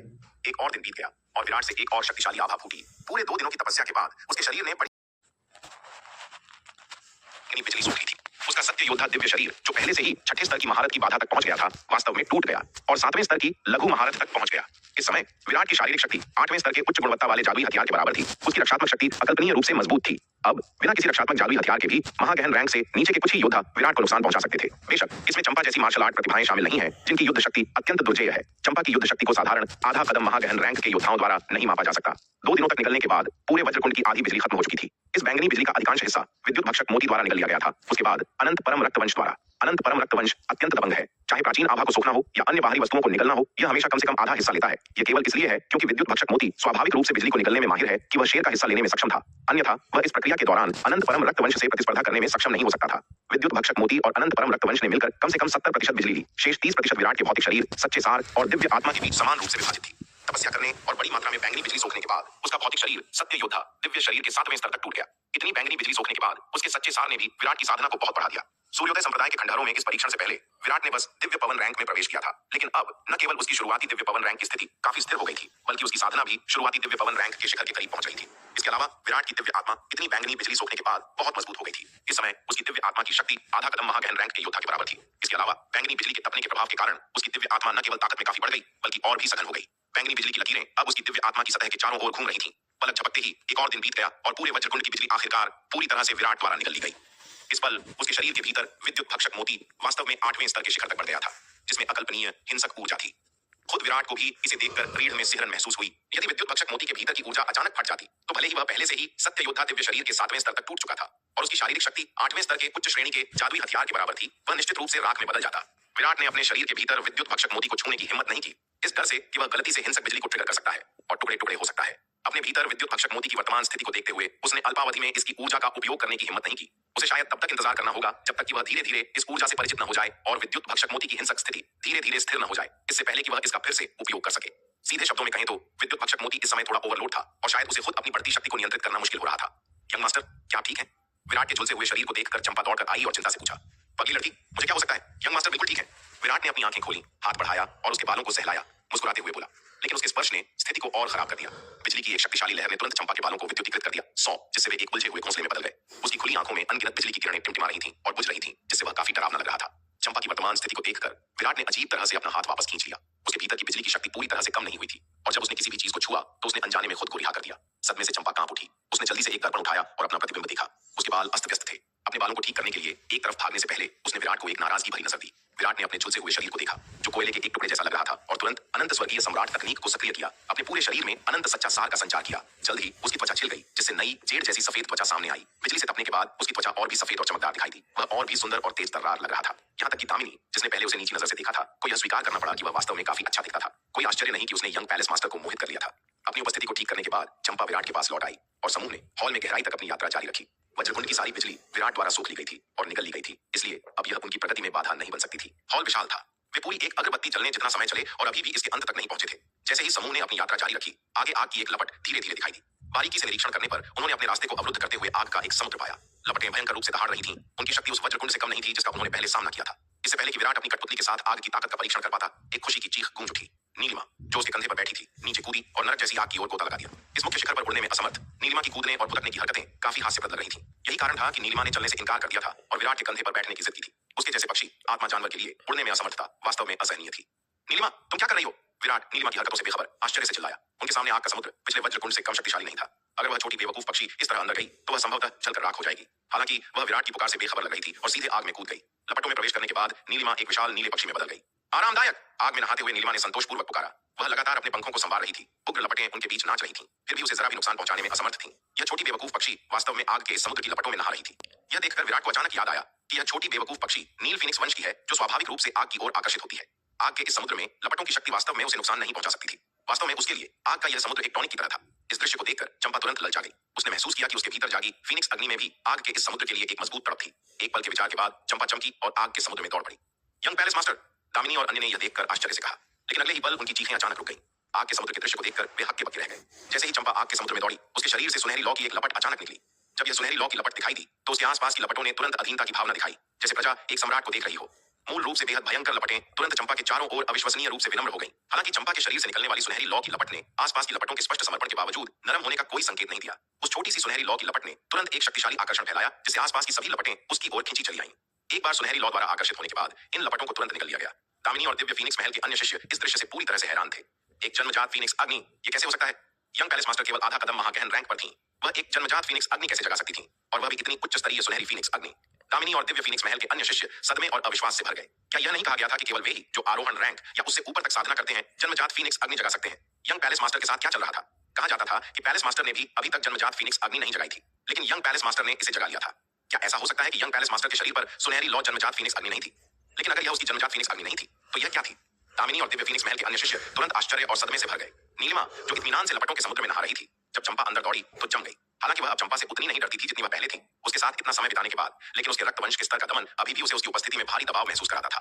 जब उसने चंपा के शरीर से निकलने वाली सुनहरी लौ की लपट देखी तो नीलिमा अनजाने में कांप उठी, लगभग अधीनता में दंडवत हो गई। नीलिमा ने अब चंपा के पास रहने की हिम्मत नहीं की और सावधानी से दूर चली गई। उससे जितना हो सके दूर जाना चाहती थी। मिस नीलिमा, आपको मेरी चिंता करने की जरूरत नहीं है, आप यहाँ रह सकती हैं। यह देखकर चंपा नीलिमा पर धीरे से मुस्कुराई। उसने महसूस किया कि उसके यंग मास्टर द्वारा पाला गया छोटा नीला पक्षी उससे थोड़ा डरता हुआ लग रहा था। चंपा कुछ हैरान थी। क्या वह इतनी डरावनी दिखती थी? वह हमेशा इतनी कोमल थी। इसके अलावा वह बड़ी सफेद बिल्ली जिसे यंग मास्टर ने पाला था उससे बिल्कुल नहीं डरती थी। नहीं नहीं, मैं बेहतर होगा कि आगे चली जाऊं ताकि आपकी जन्मजात फीनिक्स अग्नि की उन्नति प्रभावित न हो, नीलिमा ने कांपती हुई आवाज में कहा। इतना कहने के बाद वह भाग गई जैसे कि भाग रही हो, और केवल तभी थोड़ी राहत की सांस ली जब वह चंपा से बहुत दूर थी। इसके बाद वह अब पहले की तरह लपटों में इत्मीनान से नहीं नहाई, बल्कि अपनी जन्मजात फीनिक्स अग्नि को बढ़ाने के लिए आज्ञाकारी रूप से आसपास की लपटों को सोखने लगी। आग के समुद्र में लपटें बहुत उच्च गुणवत्ता की थीं। उसकी जन्मजात फीनिक्स अग्नि के लिए एक दुर्लभ टॉनिक, और वह स्वाभाविक रूप से अपनी जन्मजात फीनिक्स अग्नि को बढ़ाने के इस अवसर को चूकना नहीं चाहती थी। जिस गति से चंपा की जन्मजात फीनिक्स अग्नि ने लपटों को सोखा और निगला, उसे देखते हुए अगर बहुत देर हो गई तो शायद उसे एक घूंट भी नहीं मिलेगा। इस दृश्य को देखकर विराट ने एक पल के लिए सोचा और फिर आग के समुद्र में उनका पीछा किया। उसने चंपा के पास जाकर अपनी हरी जेड ज्वाला को बुलाया और इसकी श्रेणी बढ़ाने के लिए आसपास की लपटों को सोख लिया। आग के इस समुद्र में लपटें असाधारण गुणवत्ता की थीं। उन्हें सोखने से उसकी हरी जेड ज्वाला के स्तर को बेहतर बनाने में काफी मदद मिलनी चाहिए। हालांकि जब हरी जेड ज्वाला को बुलाया गया तो उसने चंपा के शरीर पर सुनहरी लौ की लपट का हल्का डर दिखाया। ये देखकर विराट बहुत हैरान हुआ। क्या चंपा की जन्मजात फीनिक्स अग्नि इतनी शक्तिशाली थी कि हरी जेड ज्वाला ने भी डर दिखाया? हरी जेड ज्वाला एक दुर्लभ और असाधारण आग थी और विभिन्न दुर्लभ और कीमती सामग्रियों से पोषित होने और बड़ी मात्रा में प्राचीन ऊर्जा को सोखने के बाद यह 7वें स्तर तक पहुंच गई थी। यहाँ तक कि इस स्तर की एक दुर्लभ और असाधारण आग ने भी चंपा के शरीर पर सुनहरी लौ की लपट का हल्का डर दिखाया। इससे पता चला कि चंपा की जन्मजात फीनिक्स अग्नि वास्तव में असाधारण थी। विराट, चंपा और नीलिमा को आग के समुद्र में भागते देख शार्दुल तुरंत चमका और मैदान में कूद पड़ा। हालांकि यद्यपि शार्दुल की शारीरिक रक्षा दुर्जय थी, लेकिन उसके पास आसपास की लपटों को दबाने के लिए वह विशेष आग नहीं थी जो विराट और अन्य दो के पास थी। वह जल्दी से चल गया और चिल्लाया और हड़बड़ी में नरक से बाहर वापस भाग गया। लेकिन शार्दुल ने हार नहीं मानी। आग के किनारे खड़े होकर उसने लपटों को निगलना शुरू कर दिया, एक एक करके। शार्दुल का भक्षक बाघवंश 10 प्राचीन क्रूर जानवरों में से एक था जो सब कुछ निगलने में सक्षम था, इसलिए लपटों को निगलना स्वाभाविक रूप से उसके लिए कोई समस्या नहीं थी। बेशक क्योंकि ये लपटें उच्च स्तर की थीं, शार्दुल ने एक बार में बहुत अधिक निगलने की हिम्मत नहीं की। एक को निगलने के बाद उसने दूसरे को निगलने की हिम्मत करने से पहले लंबा इंतजार किया। विराट, चंपा और नीलिमा के विपरीत वह आग के समुद्र को स्वतंत्र रूप से नहीं निगल सकता था। कई बार निगलने के बाद शार्दुल की दिलचस्पी खत्म हो गई। लपटें पूरी तरह से बेस्वाद और जलती हुई गर्म थीं। वह एक तरफ गया और लेट गया, चुपचाप उन लपटों को शुद्ध करने लगा जिन्हें उसने अभी निगला था। विराट, चंपा और नीलिमा के उन्मत्त भोजन के तहत आग का यह समुद्र केवल एक दिन में उन तीनों द्वारा पूरी तरह से भस्म कर दिया गया। तीनों में से जिसने सबसे अधिक लपटें निगली वह चंपा की सुनहरी लौ की लपट थी। आग के इस समुद्र में कम से कम 70% लपटें उस सुनहरी लौ की लपट द्वारा भस्म कर दी गई। चंपा इतना अधिक उपभोग नहीं करना चाहती थी। वह विराट और नीलिमा के लिए और अधिक छोड़ना चाहती थी, लेकिन सुनहरी लौ की लपट ने मानने से इनकार कर दिया। जब चंपा ने कम उपभोग करने के लिए इसे नियंत्रित करने की कोशिश की तो उसने तुरंत विद्रोह कर दिया। जन्मजात फीनिक्स अग्नि की यह लपट हाल ही में जागी थी और चंपा नहीं जानती थी कि इसे कैसे नियंत्रित किया जाए। यह देखकर कि यह उसके नियंत्रण में नहीं आएगी और कम लपटें नहीं खाएगी, चंपा केवल लाचारी से उसे लपटों को निगलने दे सकती थी। शेष 30% के लिए 25% नीलिमा द्वारा भस्म कर दिया गया था और विराट की हरी जेड ज्वाला ने 10% भी उपभोग नहीं किया। फिर भी विराट की हरी जेड ज्वाला इतनी आग सोखने के बाद 7वें स्तर के शिखर पर पहुंच गई। इस बीच नीलिमा 25% आग सोखने के बाद न केवल अपनी जन्मजात फीनिक्स अग्नि में उल्लेखनीय वृद्धि देखी, बल्कि उसकी साधना भी एक दायरे को तोड़कर लघु गहन रैंक के अंतिम चरण से लघु गहन रैंक के शिखर तक बढ़ गई। बेवकूफ बाघ, मैंने आखिरकार तुम्हारी साधना को पकड़ लिया, नीलिमा शार्दुल के सामने खुद की चुनौती देते हुए बोली। पहले वह साधना के मामले में शार्दुल से बहुत पीछे थी, लेकिन अब कड़ी मेहनत की अवधि के बाद और भाग्य के इस झटके के साथ उसने आखिरकार साधना के मामले में शार्दुल की बराबरी कर ली है। हाँ, तो क्या हुआ अगर तुमने लघु गहन रैंक के शिखर को तोड़ दिया? खुद को देखो इतना घमंड। शार्दुल ने अपनी पलकें उठाई तिरस्कार के साथ बोलते हुए। मैं आधा कदम महागहन रैंक के करीब हूँ, तुम किस बात पर इतना इतरा रही हो? तुम बस डींगे मार रहे हो, तब तक इंतजार करो जब तक तुम तोड़ नहीं लेते। नीलिमा ने चुनौती देते हुए जवाब दिया। दूसरी तरफ चंपा ने धीरे धीरे उस सुनहरी लौ को वापस अपने शरीर में खींच लिया जो कई गुना बड़ी हो गई थी। उसकी आभा तुरंत बढ़ गई। चंपा ने अपनी आंखें बंद कर ली, धीरे धीरे शक्ति की इस अचानक वृद्धि को शांत किया। काफी देर बाद चंपा ने धीरे धीरे अपनी आंखें खोली। उसकी खूबसूरत आंखों की गहराई में दो सुनहरी लपटें चुपचाप चल रही थी। चंपा, तुम कैसा महसूस कर रही हो? विराट ने कुछ चिंता से पूछा। चंपा की सुनहरी लौ ने आग के इस समुद्र की 70% लपटों को सोख लिया था। इतनी भारी मात्रा में शक्ति को एक साथ सोखते हुए विराट को चिंता थी कि वह नियंत्रण खो सकती है। उसने वज्रकुंड से बैंगनी बिजली को सोखते समय इसका प्रत्यक्ष अनुभव किया था। इस समय उसने अपने शरीर के भीतर विद्युत भक्षक मोती को छूने की भी हिम्मत नहीं की। यंग मास्टर, मैं ठीक हूँ। चंपा मुस्कुराई। उसकी खूबसूरत आंखें दो अर्धचंद्राकार चंद्रमाओं में बदल गईं। हालांकि इतनी अपार शक्ति को सोखने के बाद मेरा अनुमान है कि मैं महागहन रैंक को तोड़ने से बहुत दूर नहीं हूँ, चंपा ने मुस्कुराते हुए कहा। उसे आधा कदम महागहन रैंक को तोड़े हुए ज्यादा समय नहीं हुआ था। उसने मूल रूप से सोचा था कि उसे महागहन रैंक को तोड़ने में कम से कम कई साल लगेंगे, लेकिन आग के इस समुद्र को निकलने के बाद महागहन रैंक को तोड़ने में उसे लगने वाला समय बहुत कम हो जाएगा। कोई आश्चर्य नहीं कि दिव्य फीनिक्स महल की सीनियर बहनें यात्रा करना और प्रशिक्षण लेना इतना पसंद करती थीं। वास्तव में इस तरह का गुप्त क्षेत्र प्रशिक्षण एकांत साधना की तुलना में साधना में सुधार के लिए कहीं अधिक प्रभावी था। एक अवसर प्राप्त करना वर्षों की कड़ी मेहनत से बेहतर था। उसकी बातें सुनकर विराट को आखिरकार राहत मिली। ऐसा लग रहा था कि चंपा की स्थिति उसकी तुलना में बहुत बेहतर थी। हालांकि यह समझ में आता है, चंपा का साधना स्तर उससे बहुत अधिक है और उसकी ताकत उसके वर्तमान स्तर से कहीं अधिक है। स्वाभाविक रूप से शक्ति पर उसका नियंत्रण भी उससे कहीं अधिक मजबूत है। थोड़े आराम के बाद समूह ने मुख्य हॉल में गहराई तक अपनी यात्रा जारी रखी। हर कोई अभी अभी जो अनुभव किया था उसके बारे में थोड़ा अजीब महसूस कर रहा था। अप्रत्याशित रूप से वह अभेद्य बाधा जो उनके रास्ते में खड़ी थी अंततः विराट और उसके साथियों के लिए एक जबरदस्त अवसर बन गई, जिससे उनकी साधना में काफी मदद मिली। उनमें दामिनी और लावण्य की भावनाएं सबसे जटिल थीं। जैसे जैसे वे विराट के साथ अधिक बातचीत करती थीं और उसे एक के बाद एक चमत्कारी तकनीक का प्रदर्शन करते हुए देखती थीं, साथ ही उसकी प्रतीत होने वाली अथाह गहराई, दामिनी धीरे धीरे उसके बारे में अपनी राय बदलने लगी। यह आदमी एक साधारण देहाती नहीं लग रहा था। विद्युत भक्षक मोती और वह नीली सफेद लौ की लपट दोनों ही स्पष्ट रूप से बेहद दुर्लभ और कीमती खजाने थे, और इस आदमी के पास ये दोनों एक साथ थे। इसके अलावा उसके पास जो दो आत्मा पालतू जानवर थे वे स्पष्ट रूप से साधारण राक्षसी जानवर नहीं थे। अपना आकार बढ़ने के बाद नीलिमा वास्तव में पौराणिक नील फीनिक्स जैसी लग रही थी। बेवकूफ बाघ जिसने भूमिगत महल में उल्लेखनीय कौशल दिखाया था, अरबों 8वें स्तर के आत्मा रत्नों को निगलने में सक्षम था, एक पूरी तरह से अविश्वसनीय उपलब्धि। यह इंगित करता है कि बाघ का पेट एक विशाल भंडारण स्थान था। दामिनी ने कभी किसी बाघ प्रकार के राक्षस जानवर को ऐसी क्षमता रखते नहीं देखा था, और अभी अभी इस बेवकूफ बाघ ने लपटों को भी निगल लिया था। यह और भी पेचीदा था। यह ध्यान दिया जाना चाहिए कि विराट, चंपा और नीलिमा सभी ने विशिष्ट आंतरिक लपटों को रखकर लपटों को निगला, अन्य लपटों को उपभोग करने के लिए उन लपटों का उपयोग किया। लेकिन बेवकूफ बाघ का तरीका स्पष्ट रूप से अलग था। ऐसा लग रहा था कि उसने सीधे लपटों को निगल लिया था। यह बेवकूफ बाघ बिल्कुल भी अग्नि विशेषता वाला राक्षस जानवर नहीं लग रहा था, फिर भी यह सीधे लपटों को निगल सकता था। वास्तव में अभूतपूर्व और अनसुना। पूर्णिमा, उसकी निगाहें जटिल आगे चलते हुए विराट को देख रही थी। जैसा कि उसने उम्मीद की थी, इस आदमी के पास वास्तव में अवसर का एक जबरदस्त रहस्य था। अब तक उसने जो विभिन्न तरीके प्रदर्शित किए थे उससे यह पता चलता था कि उसके पास जो रहस्य था वह पहले से ही आश्चर्यजनक था। यदि वह उस समय उस रहस्य को जब्त करने में सफल हो जाती तो यह किस्मत का एक बड़ा झटका होता। दुर्भाग्य से यह आदमी बहुत चालाक था। उसकी योजनाओं को बार बार पूरी तरह से टाल दिया गया था। इस बार वह दिव्य फीनिक्स महल की यंग मास्टर को साथ लाई थी, यह सोचकर कि वह पीछे बैठकर बाघों को लड़ते हुए देखेगी और फिर गंदे पानी में मछली पकड़ेगी, लेकिन अप्रत्याशित रूप से यह उल्टा पड़ गया। किसी ने अनुमान नहीं लगाया था कि दिव्य फीनिक्स महल की यह यंग मास्टर कभी उसकी छोटी दासी थी। इसके अलावा यह छोटी दासी कितनी वफादार थी। दिव्य फीनिक्स महल की यंग मास्टर बनने के बाद प्रसिद्धि की ओर बढ़ते हुए उसने न केवल अपनी पूर्व मालकिन से घृणा नहीं की, बल्कि स्वेच्छा से उसकी छोटी दासी बनी रही। किस्मत का क्या क्रूर मोड़ है। पूर्णिमा मन ही मन आह भरने से खुद को नहीं रोक सकी। इस पल उसके पास कोई मौका नहीं बचा था। विराट का विरोध करना जारी रखना केवल आत्महत्या होगी, क्योंकि उनकी ताकत में अंतर बहुत बड़ा था। समूह आगे बढ़ता रहा। एक और अगरबत्ती जलने जितने समय तक चलने के बाद अंततः मुख्य हॉल से बाहर निकल गया। हॉल छोड़ने के बाद वे ऊपर से भीषण लड़ाई की आवाजें सुन सकते थे। हॉल के पीछे एक सफेद जेड सीढ़ी ऊपर की ओर जाती रही। समूह कई हजार फीट तक सीढ़ी चढ़ा और उसके अंत तक पहुंचा। सीढ़ी के अंत में एक समतल पहाड़ी थी। यह पहाड़ी काफी बड़ी थी, जो 100 मील से अधिक में फैली थी। पहाड़ी के अंत में एक पत्थर का मेहराबदार पुल था, जिसके नीचे एक विशाल खाई थी। खाई धुंध में लिपटी हुई थी, उसकी गहराई अज्ञात थी। खाई के दूसरी तरफ और भी ऊंची पर्वत छोटी थी। विपरीत पर्वत छोटी पर अनगिनत राजसी और गंभीर इमारतें ऊंची खड़ी थीं। बादल छोटी के पास से आलस्य से गुजर रहे थे, जिससे यह एक परिलोक जैसा लग रहा था। धुंध में लिपटी इमारतें आकाशीय महलों जैसी अलौकिक और दूसरी दुनिया की लग रही थीं। वह सूर्योदय संप्रदाय की असली मुख्य चोटी थी और उनका वर्तमान स्थान केवल एक सामने की चोटी थी। उड़ने में असमर्थ विपरीत मुख्य चोटी तक पहुंचने का एकमात्र तरीका खाई के ऊपर पत्थर के मेहराबदार पुल के माध्यम से था। हालांकि पत्थर के मेहराबदार पुल के प्रवेश द्वार पर बड़ी संख्या में कठपुतली सैनिक खड़े थे। इस समय वे कठपुतली सैनिक लोगों के एक समूह के साथ भीषण लड़ाई में लगे हुए थे। लड़ाई की आवाजें जो उन्होंने मुख्य हॉल से निकलने के बाद ऊपर से आती सुनी थी, वे यहाँ से आ रही थी। बारीकी से निरीक्षण करने पर उन्होंने उस समूह को जयंत और उसके साथियों के रूप में पहचाना, जो पहले आगे गए थे। समूह कई दिनों से मुख्य हॉल में रुका हुआ था, यह मानते हुए कि ये लोग बहुत पहले ही गायब हो चुके थे। अप्रत्याशित रूप से उन्हें इस पत्थर के मेहराबदार पुल से पहले रोक दिया गया था। वे 1 इंच भी आगे बढ़ने में असमर्थ थे। इसके अलावा पुल के मुहाने के आसपास 1 दर्जन से अधिक लाशें पड़ी थीं, जो स्पष्ट रूप से कठपुतली सैनिकों के साथ लड़ाई के दौरान योद्धाओं के बीच महत्वपूर्ण हताहतों का संकेत दे रही थी। विराट ने कठपुतली सैनिकों पर एक नजर डाली। उसकी निगाहें अचानक तेज हो गईं। ये कठपुतली सैनिक साधारण से बहुत दूर थे। जयंत की भारी पर्वत मोहर ने उन पर एक भी निशान छोड़े बिना प्रहार किया था, जो उनके बचाव की अविश्वसनीय ताकत को प्रदर्शित करता था। हालांकि यह जयंत की अपनी सीमाओं के कारण था कि वह भारी पर्वत मोहर की पूरी शक्ति को उजागर नहीं कर सकता था, लेकिन यह अभी भी संकेत देता था कि ये कठपुतली सैनिक कम से कम आधा कदम आरोहण रैंक पर थे। इतने सारे आधा कदम आरोहण रैंक के कठपुतली सैनिकों के एक साथ हमला करने के साथ एक सामान्य आरोहण रैंक विशेषज्ञ भी संभवतः नष्ट हो जाएगा। हालांकि इनमें से अधिकांश कठपुतली सैनिक पूरी तरह से क्षतिग्रस्त थे, स्पष्ट रूप से पहले गंभीर रूप से घायल हो गए थे। इसके अलावा उनकी शक्ति पूरी तरह से कम हो गई थी, जिससे उनके पास अपनी पूर्व ताकत का 10वां हिस्सा भी नहीं बचा था। हालांकि वे जिस सामग्री से बने थे उसके कारण उन्होंने अभी भी काफी रक्षात्मक क्षमताएं बरकरार रखी थी, लेकिन उनकी आक्रामक शक्ति स्पष्ट रूप से उनके चरम से बहुत कम थी। इन कठपुतली सैनिकों द्वारा वर्तमान में प्रदर्शित युद्ध शक्ति शायद झूठ ज्ञान से भी कम थी। यही कारण था कि यद्यपि जयंत और उसका समूह इन कठपुतली सैनिकों की संयुक्त रक्षात्मक पंक्ति को नहीं तोड़ सका, लेकिन वे किसी तत्काल खतरे में नहीं थे।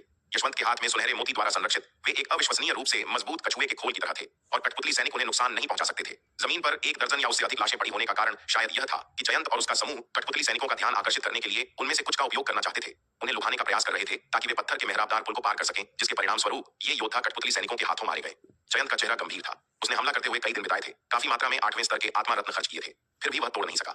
ये कठपुतली सैनिक युद्ध में कमजोर होते हुए भी अविश्वसनीय रूप से मजबूत बचाव रखते थे। जब तक वह भारी पर्वत मोहर की आक्रामक शक्ति में वृद्धि नहीं करता, उसे उन्हें हराने के लिए संघर्ष करना पड़ेगा। हालांकि अपनी वर्तमान ताकत के साथ वह जिस शक्ति को भारी पर्वत मोहर में डाल सकता था, वह पहले से ही उसकी सीमा पर थी और अधिक वृद्धि से इसके नियंत्रण से बाहर होने का खतरा होगा। लड़ाई के बीच में जयंत ने अपने पीछे कदमों की आहट सुनी। बिना देखे वह जानता था कि कौन आ रहा है। वर्तमान में केवल वह और विराट का समूह सूर्योदय संप्रदाय के खंडहरों की मुख्य चोटी में प्रवेश कर चुका था। विराट के आने की खबर पाकर जयंत तुरंत रुक गया और कुछ दूरी पीछे हट गया। एक बार जब वे पत्थर के मेहराबदार पुल से 10 मील दूर थे, तो कठपुतली सैनिकों ने भी हमला करना बंद कर दिया और अपना पीछा करना छोड़ दिया। स्पष्ट रूप से इन कठपुतली सैनिकों को पत्थर के मेहराबदार पुल के मुहाने पर अपनी जमीन पर डटे रहने का निर्देश दिया गया था। अनगिनत वर्षों तक नए आदेशों के बिना वे दृढ़ रहे, यहाँ तक कि सूर्योदय संप्रदाय के लंबे समय से नष्ट हो जाने के बाद भी उन्होंने अभी भी अपने पूर्व आदेशों का दृढ़ता से पालन किया। जयंत और अन्य एक तरफ हट गए, ठंडेपन से विराट और उसके समूह को आते हुए देख रहे थे। वे देखना चाहते थे कि विराट इन कठपुतली सैनिकों से कैसे निपटेगा। वे विराट और उसके समूह को उसी नुकसान का सामना करते हुए देखना चाहते थे जो उन्होंने उन पर लगाया था, ताकि वे अधिक शांति महसूस कर सकें। एक बार जब विराट और उसके समूह को पर्याप्त नुकसान हो जाता, तो वे एक संयुक्त अभियान का प्रस्ताव दे सकते थे। हालांकि विराट और उसके समूह को अपमानजनक हार का सामना करते हुए देखने की उनकी इच्छा निराश होने के लिए अभिशप्त थी। चंपा, ये कठपुतली सैनिक तुम्हारे हैं। विराट चंपा की ओर मुड़ा और मुस्कुराते हुए कहा, जी यंग मास्टर। चंपा ने आगे बढ़ते हुए जवाब दिया। उसकी कलाई के एक झटके के साथ उसकी गोरी कलाई पर आकाश कंगन उड़ गया। जैसे ही यह उड़ा, कंगन अचानक बड़ा हो गया और एक कठपुतली योद्धा पर पटक दिया गया। कठपुतली योद्धा चकमा देने में असमर्थ तुरंत पकड़ा गया। ये कठपुतली योद्धा बिजली की भारी हानि के कारण, हालांकि अभी भी अपनी सामग्री के कारण दुर्जय रक्षात्मक क्षमता रखते थे, लेकिन उनकी चपलता बहुत कम हो गई थी। चंपा ने आकाश कंगन में हेरफेर किया, फंसे हुए कठपुतली योद्धा को दूर खींच लिया। कठपुतली योद्धा लगातार संघर्ष करता रहा, लेकिन वह कंगन के बंधनों का मुकाबला नहीं कर सका। कठपुतली योद्धा को विराट के सामने घसीटा गया, जिसने कठपुतली योद्धा के तावीज व्यूह नियंत्रण केंद्र का पता लगाया, इसके संचालन को काट दिया और कठपुतली योद्धा और उसके ऊर्जा कोर के बीच संबंध काट दिया। अपने शक्ति स्रोत से वंचित कठपुतली योद्धा ने तुरंत हिलने डुलने की अपनी क्षमता खो दी। विराट ने अपना हाथ हिलाया, कठपुतली योद्धा को इकट्ठा किया। इस प्रकार आधा कदम आरोहण रैंक का एक कठपुतली योद्धा प्राप्त किया गया। जयंत और अन्य दंग रह गए। लानत है, यह भी काम करता है। उन्होंने इस कठपुतली योद्धा को प्राप्त करने की कोशिश में अनगिनत 8वें स्तर के आत्मा रत्न खर्च किए थे, फिर भी विराट ने इसे कितनी आसानी से निपटा दिया था। हालांकि विराट ने उनके सदमे पर कोई ध्यान नहीं दिया। अगला, विराट चंपा की ओर मुड़ा और कहा, जी यंग मास्टर। चंपा ने आकाश कंगन में हेरफेर किया, जैसे मछली पकड़ना, कठपुतली योद्धाओं को एक एक करके बांधना और खींचना। विराट ने फिर तावीज व्यूह के केंद्रीय कोर के संचालन को काट दिया और उन्हें इकट्ठा कर लिया। आकाश कंगन ने अंततः इस लड़ाई में अपनी असली ताकत का प्रदर्शन किया। 1 घंटे बाद दर्जनों कठपुतली योद्धाओं को विराट द्वारा इकट्ठा कर लिया गया था। हालांकि ये कठपुतली योद्धा बुरी तरह क्षतिग्रस्त थे और उनकी शक्ति बुरी तरह कम हो गई थी। एक बार मरम्मत होने के बाद वे एक दुर्जय लड़ाई बल बन जाएंगे। बेशक इन आधा कदम आरोहण रैंक के कठपुतली योद्धाओं की मरम्मत करना आसान नहीं होगा। मरम्मत के लिए उपयोग की जाने वाली सामग्री अत्यंत कीमती होगी। उनके मुहाने के आसपास के कठपुतली योद्धाओं से निपटने के बाद विराट ने अपना हाथ हिलाया और सभी से कहा, चलो चलें। फिर जयंत और अन्य लोगों के आश्चर्य के लिए उन्होंने पत्थर के मेहराबदार पुल पर कदम रखा और विपरीत पर्वत चोटी की ओर बढ़े। यह पत्थर का मेहराबदार पुल विशाल था, 1000 फीट से अधिक चौड़ा और लगभग 100 मील लंबा। पुल की पूरी सतह गड्ढों से भरी थी और कई जगहों पर दोनों तरफ की रेलिंग के टुकड़े टुकड़े हो गए थे। उस वर्ष की अविश्वसनीय रूप से भीषण लड़ाई ने इस पत्थर के मेहराबदार पुल को बुरी तरह क्षतिग्रस्त कर दिया था। सौभाग्य से पत्थर का मेहराबदार पुल पूरी तरह से नष्ट नहीं हुआ था, अन्यथा वे आज इतनी आसानी से विपरीत पर्वत तक नहीं पहुंच पाते। एक पल के सदमे के बाद जयंत और अन्य जल्दी से पीछे हो लिए। जयंत पत्थर के मेहराबदार पुल पर चल रहा था, आगे विराट और अन्य लोगों की पीठ देख रहा था। उसकी आंखों में एक भयानक चमक थी। उसने पुल को तोड़ने के लिए भारी पर्वत मोहर का उपयोग करने पर विचार किया, जिससे उनका भागने का रास्ता कट जाए। हालांकि एक पल के विचार के बाद वह विपरीत मुख्य चोटी पर अवसरों को छोड़ने को सहन नहीं कर सका और वास्तव में पुल को नहीं तोड़ा। पुल को तोड़ने से विराट और अन्य लोग दूसरी तरफ फंस सकते थे, लेकिन यह उसे भी पार करने से रोक देगा। उसने अभी अभी प्राप्त खजानों की मिठास चखी थी, वह एक पल के बदले के लिए इतना बड़ा अवसर कैसे छोड़ सकता था। विराट, क्या तुम्हें डर नहीं है कि वे पीछे से पुल को तोड़ देंगे? नलिनी ने चिंता से पूछा जब वे चल रहे थे। उन्हें तोड़ने दो, यह अच्छा है। वे पार नहीं कर सकते, जो हमें अवसर के लिए उनसे प्रतिस्पर्धा करने से बचाता है। विराट ने लापरवाही से कहा, वे पार नहीं कर सकते, लेकिन हम भी वापस नहीं जा सकते। क्या होगा अगर हम यहाँ फंस गए? नलिनी ने पूछा। चिंता मत करो, अगर वे पुल तोड़ते हैं, आए तो वे ही होंगे जो पार नहीं कर सकते, हम नहीं। विराट ने अपना हाथ हिलाया। उसने नलिनी द्वारा सोची गई समस्याओं पर विचार नहीं किया था। अगर वह जयंत की चाल से सावधान नहीं होता, तो क्या वह पहले जाने की हिम्मत करता? भले ही जयंत पुल तोड़ दे, उसके पास अभी भी वापस जाने का रास्ता था। उसका स्वर्ण ड्रैगन क्लोन अपने सबसे बड़े आकार में हजारों मील लंबा था। टूटे हुए पुल के दोनों ओर क्लोन को रखने से यह स्वाभाविक रूप से फिर से जुड़ जाएगा। यह बस स्वर्ण ड्रैगन क्लोन को उजागर कर देगा। लेकिन अगर जयंत ने पुल को तोड़ दिया, जिससे मुख्य चोटी तक उसका रास्ता कट गया, तो उसे अपने स्वर्ण ड्रैगन क्लोन को उजागर करने में खुशी होगी। अपने स्वर्ण ड्रैगन क्लोन को उजागर करना, हालांकि उसके त्रुक के पत्तों में से एक को प्रकट करना, अभी भी उसके अवसर के लिए होड़ करने वाले लोगों की संख्या को कम करने की तुलना में सार्थक था। विराट का आत्मविश्वास देखकर नलिनी ने और कुछ नहीं कहा। वह जानती थी कि विराट ऐसे मामलों के बारे में लापरवाही से नहीं बोलेगा। क्योंकि उसने कहा था कि पुल टूटने पर भी वापस जाने का रास्ता है, तो उसका वास्तव में मतलब था कि वापस जाने का रास्ता था और वह केवल दिखावा नहीं कर रहा था। पत्थर के मेहराबदार पुल पर थोड़ी देर चलने के बाद समूह विपरीत दिशा में पहुंचा। सूर्योदय संप्रदाय की असली मुख्य चोटी, जो दृश्य उनका स्वागत कर रहा था, वह पूरी तरह से विस्मयकारी था। पत्थर के मेहराबदार पुल के विपरीत एक विशाल सफेद जेड प्लाजा था और इस प्लाजा पर 2 विशाल शरीर खड़े थे। एक विशाल दानव था जिसके सिर पर भयानक सींगों की एक जोड़ी थी और दूसरा एक स्वर्ण कवच दैत्य था जो एक विशाल तलवार चला रहा था। दोनों शरीर 10,000 फीट ऊंचे थे। विशाल तलवार चलाने वाले स्वर्ण कवच दैत्य ने एक ही प्रहार से विशाल दानव को पहाड़ के किनारे पर रोक दिया था। आसपास के पहाड़ों की तबाही उस लड़ाई की भयानकता का प्रमाण थी। विशाल अंधेरा दानव भयानक घावों से भरा था और स्वर्ण कवच दैत्य के अंतिम प्रहार ने घातक चोट पहुंचाई थी। लेकिन स्वर्ण कवच दैत्य खुद उस प्रहार को करने के बाद नष्ट हो गया। दोनों एक साथ नष्ट हो गए थे। विराट ने इस दृश्य को पूरी तरह से सदमे के साथ देखा। विशेष रूप से विशाल स्वर्ण कवच दैत्य, उसकी आंखें विस्मय से चौड़ी हो गईं। अनगिनत युद्ध संरचनाओं और बख्तरबंद इकाइयों को तैयार करने के बाद विराट ने तुरंत पहचान लिया कि यह स्वर्ण कवच दैत्य युद्ध संरचना योद्धाओं की एक विशाल श्रृंखला से बना था। इतने विशाल स्वर्ण कवच दैत्य में कितनी युद्ध संरचनाएं हो सकती हैं? वर्तमान में उनके तलवार संप्रदाय द्वारा तैयार की गई युद्ध संरचनाओं में प्रति इकाई 10,000 सैनिक शामिल थे, लेकिन इस स्वर्ण कवच दैत्य में स्पष्ट रूप से 10,000 से अधिक सैनिक थे। सामने के दृश्य को देखते हुए यह स्पष्ट था कि अनगिनत सैनिकों ने अंधेरा दानव वंश को मारने के लिए एक साथ भयानक गुप्त तकनीकों का इस्तेमाल किया था। हालांकि वे अनगिनत सैनिक उन भयानक तकनीकों को चलाने के कार्य से ही नष्ट हो गए। इस दृश्य से विराट ने उसमें वह साहस और वीरता देखी जो सूर्योदय संप्रदाय के सैनिकों ने विदेशी जातियों के आक्रमण का सामना करते समय प्रदर्शित की थी। विराट इस दृश्य को घूरता रहा, लंबे समय तक अवाक रहा। अचानक एक कान फोड़ने वाली दहाड़ ने उसे जगा दिया। अपना सिर घुमाते हुए उसने देखा कि जयंत भारी पर्वत मोहर को छोड़ रहा है और उसे स्वर्ण कवच दैत्य पर भारी प्रहार कर रहा है। प्रभाव पड़ने पर दैत्य का शरीर तुरंत बिखर गया। उसी समय विराट को दैत्य से एक लंबी आह सुनाई दी। इस आह में राहत का संकेत था, लेकिन उससे भी अधिक नुकसान की भारी भावना। कुछ ही पल पहले इस स्वर्ण कवच दैत्य में अभी भी जीवन का एक टुकड़ा लग रहा था, लेकिन अब जयंत के प्रहार के तहत यह पूरी तरह से नष्ट हो गया। स्वर्ण कवच दैत्य टूट गया और अनगिनत युद्ध संरचना कवच जमीन पर बिखर गए। इन युद्ध संरचना कवचों की संख्या कम से कम 1 लाख थी और ये सभी 8वें स्तर के श्रेष्ठ ग्रेड या उससे अधिक के थे, जबकि युद्ध संरचना कवच के केंद्रीय कोर का नियंत्रण कवच 9वें स्तर या उससे अधिक का खजाना था। जयंत यह दृश्य देखकर विराट गुस्से में दहाड़ने से खुद को रोक नहीं सका। उसका दिल गुस्से से जल रहा था। हरे कपड़े वाले लड़के को असंख्य लोगों के मामलों पर चर्चा करते हुए अक्सर सुनने के बाद विराट जानता था कि अंधेरा दानव वंश मानव जाति का कट्टर दुश्मन था। न केवल किसी एक दुनिया में मानव जाति का कट्टर दुश्मन, बल्कि पूरे असंख्य लोगों में सभी मानव जातियों का कट्टर दुश्मन। विदेशी जातियों के आक्रमण ने मानव जाति के लिए अंतहीन आपदाएं ला दी। 9 धारा महाद्वीप संभवतः अंधेरा दानव वंश के आक्रमण के तहत पूरी तरह से नष्ट हो गया था और ये उसके सामने वे आशी थे जिन्होंने तब विदेशी जातियों के आक्रमण का विरोध किया था। इन अर्शियों को, जिन्होंने विदेशी जातियों के आक्रमण का विरोध करने के लिए बहादुरी से खुद का बलिदान दिया, उन्हें अपवित्र नहीं किया जाना चाहिए।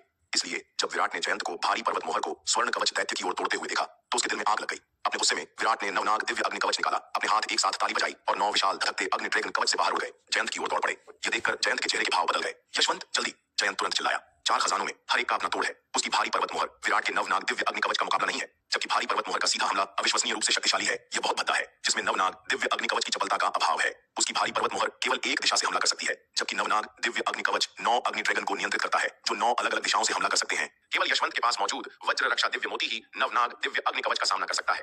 वास्तव में जयंत के चिल्लाने के बिना भी यशवंत ने पहले ही वज्र रक्षा दिव्य मोती को सक्रिय कर दिया था, जैसे ही उसने विराट को उन पर हमला करने के लिए नवनाग दिव्य अग्नि कवच को नियंत्रित करते देखा। आखिरकार वह भी मरने से डरता था। हालांकि विराट उस पर हमला नहीं कर रहा था। अगर जयंत मर जाता तो वह भी जीवित नहीं बचता। वज्र रक्षा दिव्य मोती की रक्षात्मक शक्ति वास्तव में दुर्जय थी, लेकिन जयंत के चंपा के आकाश कंगन के हमले को रोकने के बिना यह नवनाग दिव्य अग्नि कवच और आकाश कंगन के संयुक्त हमले का सामना करने में सक्षम नहीं होगा। ये 4 खजाने सभी एक ही स्तर के थे। वे एक हमले का सामना करने में सक्षम हो सकते हैं, लेकिन वे 2 हमलों का सामना करने में बिल्कुल असमर्थ थे। विराट, क्या तुम पागल हो? जयंत गुस्से में दहाड़ा। वह समझ ही नहीं पा रहा था कि विराट इतना उत्तेजित क्यों था जब उसने स्वर्ण कवच दैत्य को तोड़ने के लिए केवल भारी पर्वत मोहर का उपयोग किया था। हालांकि विराट ने उसे पूरी तरह से नजरअंदाज कर दिया और उन पर भयंकर हमला करने के लिए नवनाग दिव्य अग्नि कवच को नियंत्रित करना जारी रखा। हालांकि वह जानता था कि प्रतिद्वंद्वी के पास वज्र रक्षा दिव्य मोती का बचाव था। यह हमला उन्हें नुकसान नहीं पहुंचा पाएगा, लेकिन वह बिना लड़े अपना गुस्सा बाहर नहीं निकाल सकता था। विराट को हमला शुरू करते देख चंपा ने भी आकाश कंगन में हेरफेर किया। इसे जयंत और अन्य की ओर तोड़ा। एक पल में 4 शक्तिशाली खजाने एक बार फिर टकराए। देखो, वह दानव अभी भी जिंदा है। जैसे ही चारों अपने खजानों के साथ भीषण लड़ाई कर रहे थे, कोई अचानक चिल्लाया। उनकी आवाज असीम आतंक से भरी थी। यह चीख सुनकर हर कोई जम गया, यहाँ तक कि विराट और अन्य लोगों ने भी लड़ना बंद कर दिया और दानव की ओर देखा। जो उन्होंने देखा उसने उन्हें हद से ज्यादा चौंका दिया। विशाल दानव धीरे धीरे अपने दोनों हाथों से अपनी छाती में फंसी विशाल तलवार को बाहर खींच रहा था। यह देखकर हर कोई पूरी तरह से भयभीत हो गया। उन्होंने सोचा था कि दानव मर चुका था, लेकिन उन्होंने कभी नहीं सोचा था कि वह अभी भी जीवित है। विराट को वह आह याद आने से नहीं रोक सका जो स्वर्ण कवच दैत्य से निकली थी जब जयंत की मोहर ने उसे तोड़ दिया था। ऐसा लग रहा था कि ये 2 विशाल प्राणी, हालांकि प्रतीत होता है कि मर चुके हैं, वास्तव में अभी भी जीवित थे। पहाड़ के किनारे पर कीला गया विशाल दानव केवल स्वर्ण कवच दैत्य की बची हुई शक्ति के कारण भागने में असमर्थ था। जयंत की मोहर से टूटने के बाद स्वर्ण कवच दैत्य पूरी तरह से नष्ट हो गया था और दानव को दबाने वाली शक्ति गायब हो गई। दैत्य के संयम के बिना दानव फिर से चलने लगा। इस दृश्य से हर कोई हड्डी तक सिहर गया। इतना भयानक दानव फिर से जीवित हो गया था। क्या वे आज बर्बाद हो गए थे? खटाक! दानव ने अपनी छाती से विशाल तलवार निकाली और उसे जमीन पर फेंक दिया। हे। तलवार निकालने के बाद दानव ने एक विजयी और डरावनी हंसी छोड़ी। लाखों वर्षों तक दबे रहने के बाद आज आखिरकार उसे पासा पलटने का मौका मिला है। सच में उसे इन कुछ मानवीय कीड़ों का धन्यवाद करना होगा। अगर उन्होंने एक ही प्रहार से स्वर्ण कवच दैत्य को नहीं तोड़ा होता तो वह शायद हमेशा के लिए दबा रहता, कभी भी फिर से उठने में सक्षम नहीं होता। शायद अंत में अपनी ताकत कम होने के साथ वह अंततः स्वर्ण कवच दैत्य के साथ नष्ट हो जाता। वर्षों पहले दैत्य ने 1 लाख योद्धाओं के साथ स्वर्ण कवच दैत्य में बदलकर उसके साथ एक अविश्वसनीय रूप से भीषण लड़ाई लड़ी थी। वह उस लड़ाई को जीतने के लिए तैयार था, लेकिन अप्रत्याशित रूप से उन 1 लाख योद्धाओं ने एक साथ गुप्त तकनीकों को उजागर किया, अकल्पनीय शक्ति को उजागर किया, जिसने उसे एक ही तलवार के प्रहार से पूरी तरह से अपंग कर दिया। उसे इस पहाड़ के किनारे पर कील दिया। उस एक प्रहार से बची भयानक शक्ति ने उसे लाखों वर्षों तक दबाए रखा, उसके उठने को रोका। यदि ये कुछ मानवीय कीड़े आज नहीं आए होते और स्वर्ण कवच दैत्य द्वारा छोड़ी गई दमनकारी शक्ति को नहीं तोड़ा होता तो वह वास्तव में 1 या 2 सदी में नष्ट हो सकता था। यह देखकर विराट को अपनी रीढ़ में सिहरन महसूस हुई। उसने जल्दी से अपना हाथ हिलाया और 4 शुरुआती लघु गहन रैंक के अंधेरे दानव कठपुतले और दर्जनों आधा कदम गहन रैंक के अंधेरे दानव कठपुतले उसके सामने दिखाई दिए। दानव को हमला करने से रोकने के लिए काला शल्क दानव ढाल के चारों ओर एक रक्षात्मक व्यूह बनाया। जैसे ही उसने इस रक्षात्मक व्यूह को स्थापित करना समाप्त किया, दानव जो अभी मुक्त हुआ था, उसने अपनी हथेली उसकी ओर पटक दी। बूम! एक कान फोड़ने वाली दहाड़ गूंज उठी। विशाल राक्षसी हथेली ने काला शल्क दानव ढाल पर प्रहार किया, जिससे पूरी ढाल हिंसक रूप से डूब गई। इसके अलावा दानव की हथेली के प्रहार से ढाल की सतह पर एक विशाल हथेली का निशान छोड़ दिया गया। जयंत की शुरुआती हथेली के प्रहार के बाद यह दूसरी बार था जब काला शल्क दानव ढाल क्षतिग्रस्त हुई थी। 4 शुरुआती लघु गहन रैंक के अंधेरे दानव कठपुतले और दर्जनों आधा कदम गहन रैंक के अंधेरे दानव कठपुतले जिन्होंने रक्षात्मक व्यूह बनाया था, ज्यादातर इस एक ही झटके से बिखर गए। हालांकि इस बार विराट को प्रतिक्रिया से कोई चोट नहीं आई। वज्रकुंड में तपने के बाद उसका भौतिक शरीर और आत्मा दोनों काफी बढ़ गए थे, जिससे वह प्रतिक्रिया से गंभीर चोट के प्रति कम संवेदनशील हो गया था। 4 शुरुआती लघु गहन रैंक के अंधेरे दानव कठपुतलों और दर्जनों आधा कदम गहन रैंक के अंधेरे दानव कठपुतलों से बना रक्षात्मक युद्ध गठन हालांकि दानव की हथेली के प्रहार से अलग हो गया था, लेकिन किसी को नुकसान पहुंचाए बिना दानव के हमले का सामना करने में कामयाब रहा था। यह देखकर दानव की आंखें काली हो गईं। उसने उम्मीद नहीं की थी कि इतना छोटा कीड़ा वास्तव में उसकी हथेली के प्रहार का सामना कर सकता है। ऐसा लग रहा था कि पिछले लाखों वर्षों में उसकी शक्ति बुरी तरह से कम हो गई थी और स्वर्ण कवच दैत्य के अंतिम तलवार के प्रहार ने उसे बहुत बुरी तरह घायल कर दिया था। अब उसकी ताकत उसके पहले की तुलना में 10,000वें हिस्से से भी कम थी। दानव, तुम्हारी हिम्मत कैसे हुई? यह देखकर चंपा तुरंत चिल्लाई, अपने आकाश कंगन को दानव पर फेंक दिया। आकाश कंगन विशाल दानव के ऊपर उड़ गया। उसे फंसाने से पहले तेजी से बड़ा हो गया। दानव उस तलवार के प्रहार से लाखों वर्षों तक दबा हुआ अभी बच निकला था और अभी भी अविश्वसनीय रूप से कमजोर था। अपने विशाल आकार के साथ वह कंगन के हमले को चकमा नहीं दे सका और सीधे उसके रास्ते में पकड़ा गया। वापस! चंपा चिल्लाई और आकाश कंगन दानव को घेरने के बाद तेजी से सिकुड़ने लगा। दानव के विशाल शरीर पर उसकी पकड़ जोर से चरमराने लगी। इस पल विराट ने भी नवनाग दिव्य अग्निकवच बाहर फेंक दिया। पूरा नवनाग दिव्य अग्निकवच आकाश में तेजी से फैल गया, फिर दानव पर उतर आया। विराट के नियंत्रण में नवनाग दिव्य अग्निकवच ने तुरंत 9 विशाल अग्नि ड्रैगन छोड़े, जिन्होंने दानव का चक्कर लगाया और उग्र लपटें छोड़ी जो जमकर चल रही थीं। 9 अग्नि ड्रैगन के भयंकर जलने के तहत दानव पीड़ा में चिल्लाया। इसकी ताकत अब अपने चरम पर नहीं थी और नवनाग दिव्य अग्निकवच अभी भी बहुत हानिकारक था। इसने संघर्ष करने की कोशिश की, लेकिन आकाश कंगन द्वारा कसकर बांध दिया गया और मुक्त नहीं हो सका।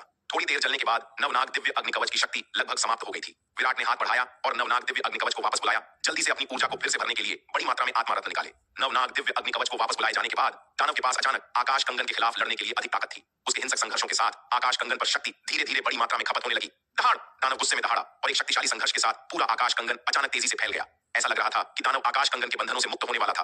भाई जयंत, चलो जल्दी करें! यशवंत ने हड़बड़ी में जयंत को याद दिलाया। अगर यह दानव मुक्त हो जाता है तो हमारा अंत भी अच्छा नहीं होगा। यशवंत की बात सुनकर जयंत को अचानक एहसास हुआ कि क्या हो रहा है।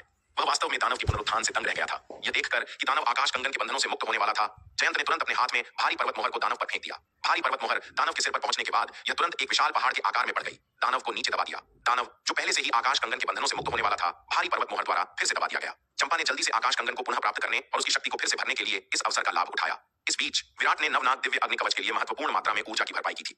उसने इसे फिर से बाहर फेंक दिया। दानव को एंगल्फ करने और उसे जलाना जारी रखने के लिए 9 अग्नि ड्रैगन को उजागर किया। थोड़ी देर के लिए भारी पर्वत मोहर के साथ दानव को दबाने के बाद जयंत ने अपनी ऊर्जा को फिर से भरने के लिए इसे पुनः प्राप्त किया। इस पल यशवंत ने वज्र रक्षा दिव्य मोती को बाहर फेंक दिया। हालांकि मुख्य रूप से रक्षा के लिए वज्र रक्षा दिव्य मोती आक्रामक रूप से उपयोग किए जाने पर भी काफी शक्ति उजागर कर सकता था, बिल्कुल आकाश कंगन की तरह, जबकि मुख्य रूप से दुश्मनों को बांधने के लिए सीधे प्रहार करने के लिए उपयोग किए जाने पर यह बहुत शक्तिशाली भी था। 4 शक्तिशाली खजानों की निरंतर बमबारी के तहत दानव ज्वार को बदलने का मौका नहीं पा सका। शुरुआत में एक हथेली से विराट के पक्ष को मारने के अलावा उसे हमला करने का कोई और अवसर नहीं मिला। सब लोग एक गठन बनाओ और दुश्मन को मारने के लिए मेरे पीछे आओ, दामिनी अपने साथी दिव्य फीनिक्स महल के शिष्यों को चिल्लाई। उसके आदेश पर सैकड़ों दिव्य फीनिक्स महल के शिष्यों ने तुरंत एक युद्ध गठन का गठन किया। उनके ऊपर एक सफेद फीनिक्स साकार हुआ। दामिनी और लावण्या के संयुक्त नियंत्रण में सफेद फीनिक्स ने दानव पर झपट्टा मारा, एक भयंकर हमला शुरू किया। हालांकि उनका संयुक्त युद्ध गठन 4 शक्तिशाली खजानों की संयुक्त शक्ति से मेल नहीं खा सकता था, लेकिन यह अभी भी शिखर महागहन रैंक विशेषज्ञ की युद्ध शक्ति को उजागर करने के लिए पर्याप्त था, कम से कम उस समय जूजियान की ताकत के बराबर। दूसरी तरफ ज्वाला राजवंश के योद्धाओं ने भी युद्ध संरचनाएं बनाना और दानव पर हमला करना शुरू कर दिया। इनमें से अधिकांश ज्वाला राजवंश के योद्धा ज्वालाशाही परिवार के विशेषज्ञ थे और स्वाभाविक रूप से अपनी युद्ध संरचनाओं को समझते थे। हालांकि उनकी युद्ध संरचनाएं दिव्य फीनिक्स महल के शिष्यों द्वारा बनाई गई संरचनाओं की तुलना में काफी कमजोर थीं। इस पल यहाँ तक कि शार्दूल और नीलिमा भी विशाल जानवरों में बदल गए। दानव पर एक भयंकर हमला शुरू कर दिया। सभी के एक साथ काम करने के साथ उन्होंने पूरे 1 घंटे तक दानव पर बमबारी की, अंततः उसे खामोश कर दिया। सच कहूं तो एक नया आरोहण रैंक विशेषज्ञ भी इस तरह के लगातार हमले के खिलाफ संघर्ष करेगा, इस दानव की तो बात ही छोड़िए। हालांकि यह दानव कभी एक भयानक रूप से शक्तिशाली शीर्ष स्तरीय आरोहण रैंक विशेषज्ञ था, जो सामान्य आरोहण रैंक के साधकों से बहुत आगे था। लाखों साल पहले की महान लड़ाई में यह बुरी तरह घायल हो गया था और समय बीतने के साथ इसकी शक्ति और भी कम हो गई थी। इसकी वर्तमान युद्ध शक्ति एक नए आरोहण रैंक साधक से भी कमजोर थी, जिससे यह इतने भयंकर हमले का सामना करने में असमर्थ हो गया। हालांकि स्वर्ण कवच दैत्य के पूर्ण विनाश ने इसे अस्थायी रूप से बचने की अनुमति दी, लेकिन यह जल्दी ही कीड़ों के इस समूह द्वारा अपनी मौत के लिए विस्फोट कर दिया गया, जिसे वह केवल कीड़े मानता था। हालांकि भीड़ द्वारा तोड़े जाने के बाद दानव धीरे धीरे खामोश हो गया, फिर भी वे रुके नहीं। कोई नहीं जानता था कि इस भयानक दानव के पास कौन सी अन्य शक्तिशाली क्षमताएं थीं। तथ्य यह है कि यह अनगिनत वर्षों के बाद पुनर्जीवित हो सकता है, उनके लिए बस अविश्वसनीय था। पहले दानव से डरने के बाद उन्होंने फिर से लापरवाह होने की हिम्मत नहीं की। उन्होंने कई और घंटों तक उस पर लगातार बमबारी की, जब तक कि उन्हें यकीन नहीं हो गया कि दानव वास्तव में मर चुका है। तभी वे रुके। विराट ने लड़ाई की लागत की जांच की और दर्द में कराह उठा। इस लड़ाई में पूरे 10 अरब 8वें स्तर के आत्मा रत्न खर्च हुए थे, जो 10 खरब 7वें स्तर के आत्मा रत्नों के बराबर थे। यदि इसे प्राचीन महाद्वीप से बाहर लाया जाता तो यह प्राचीन आभा की पूरी 10 अरब किस्में होती। 10 अरब प्राचीन आभा के साथ वह एक अविश्वसनीय रूप से भयानक सेना बना सकता था। इतनी बड़ी सेना के साथ वह आसानी से ज्वाला राजवंश को समतल कर सकता था। दानव से निपटने के बाद विराट और जयंत ने अपना ध्यान अपने प्रतिद्वंद्वी की ओर लगाया, उन्हें सावधानी से देखा। दानव के साथ निपटने के बाद अगला कदम प्लाजा में खजानों के लिए प्रतियोगिता थी। प्लाजा में कवच के पूरे 1 लाख सूट थे, जो स्वर्ण कवच दैत्य के गिरने के बाद बिखर गए थे। ये युद्ध कवच सभी कम से कम 8वें स्तर के ऊपरी स्तर के थे, जिसमें केंद्रीय तंत्र को नियंत्रित करने वाले कुछ प्रमुख टुकड़े आधा कदम 9वें स्तर या उससे भी अधिक तक पहुंचते थे। 9वें स्तर के जादुई खजाने विशेष रूप से रक्षात्मक, अविश्वसनीय रूप से लुभावने थे। भले ही उन्हें सक्रिय नहीं किया जा सकता था, केवल उन्हें पहनने से कवच की सामग्री के कारण जबरदस्त हमलों का सामना किया जा सकता था। इसके अलावा इन कवचों के अलावा प्लाजा में वह विशाल तलवार भी थी, जो दानव की छाती में ठंसी हुई थी। तथ्य यह है कि यह विशाल तलवार दानव को गंभीर रूप से घायल कर सकती थी। इसके उच्च ग्रेड के बारे में बहुत कुछ बोलती है। इसके अलावा इस विशाल तलवार के अलावा दानव के पास एक विशाल हथौड़ा भी था, जो 9वें स्तर या उससे अधिक का खजाना भी था। हालांकि वह विशाल हथौड़ा इंसानों द्वारा इस्तेमाल किया जाने वाला जादुई हथियार नहीं था, बल्कि दानव द्वारा इस्तेमाल की जाने वाली राक्षसी कलाकृति थी। मानव योद्धा ऐसी कलाकृतियों का उपयोग नहीं कर सकते थे, क्योंकि मानव और दानव पूरी तरह से अलग शक्ति प्रणालियों से संबंधित थे। मानव राक्षसी कलाकृतियों का उपयोग नहीं कर सकते थे और दानव आमतौर पर मानव जादुई हथियारों का भी उपयोग नहीं कर सकते थे। अगर उन्हें वह हथौड़ा मिल भी जाता तो वे शायद इसे लोगों को मारने के लिए लोहे के एक सख्त ब्लॉक के रूप में इस्तेमाल करते, इसकी असली शक्ति को उजागर करने में असमर्थ। जैसे काला शल्क दानव ढाल, जो विराट को योगेश से मिला था, जिसे वह हमेशा लोहे के एक सख्त ढेले के रूप में इस्तेमाल करता था। लेकिन भले ही वे इसकी पूरी शक्ति को उजागर नहीं कर सकते थे, इसे बनाने के लिए उपयोग की जाने वाली उच्च श्रेणी की सामग्री का मतलब था कि इसे लोहे के ढेले के रूप में उपयोग करना भी कभी कभी काफी प्रभावी हो सकता था। दानव ने उन्हें कम आंका था, इसलिए उसने पहले हथौड़ा का उपयोग नहीं किया था। 4 शक्तिशाली कलाकृतियों के संयुक्त हमलों से बमबारी होने के बाद उसे हथौड़ा उठाने का एक और मौका कभी नहीं मिला, अन्यथा वे शायद इसे इतनी आसानी से वश में नहीं कर पाते। हमला। एक संक्षिप्त गतिरोध के बाद जयंत पहले चिल्लाया। दिव्य फीनिक्स महल के शिष्यों को पिछली लड़ाई में काफी नुकसान हुआ था, जबकि उनका युद्ध गठन शक्तिशाली था, ये बेहद भारी भी था। बेवकूफ बाघ और नीलिमा भी काफी कमजोर हो गए थे। अगर उन्होंने पहले प्रहार करने के इस अवसर को नहीं जब्त किया तो एक बार जब वे ठीक हो जाएंगे तो उनके लिए अच्छी चीजें हासिल करना बहुत कठिन होगा। हालांकि उन्होंने दानव से लड़ने के लिए विराट और अन्य लोगों के साथ हाथ मिलाया था।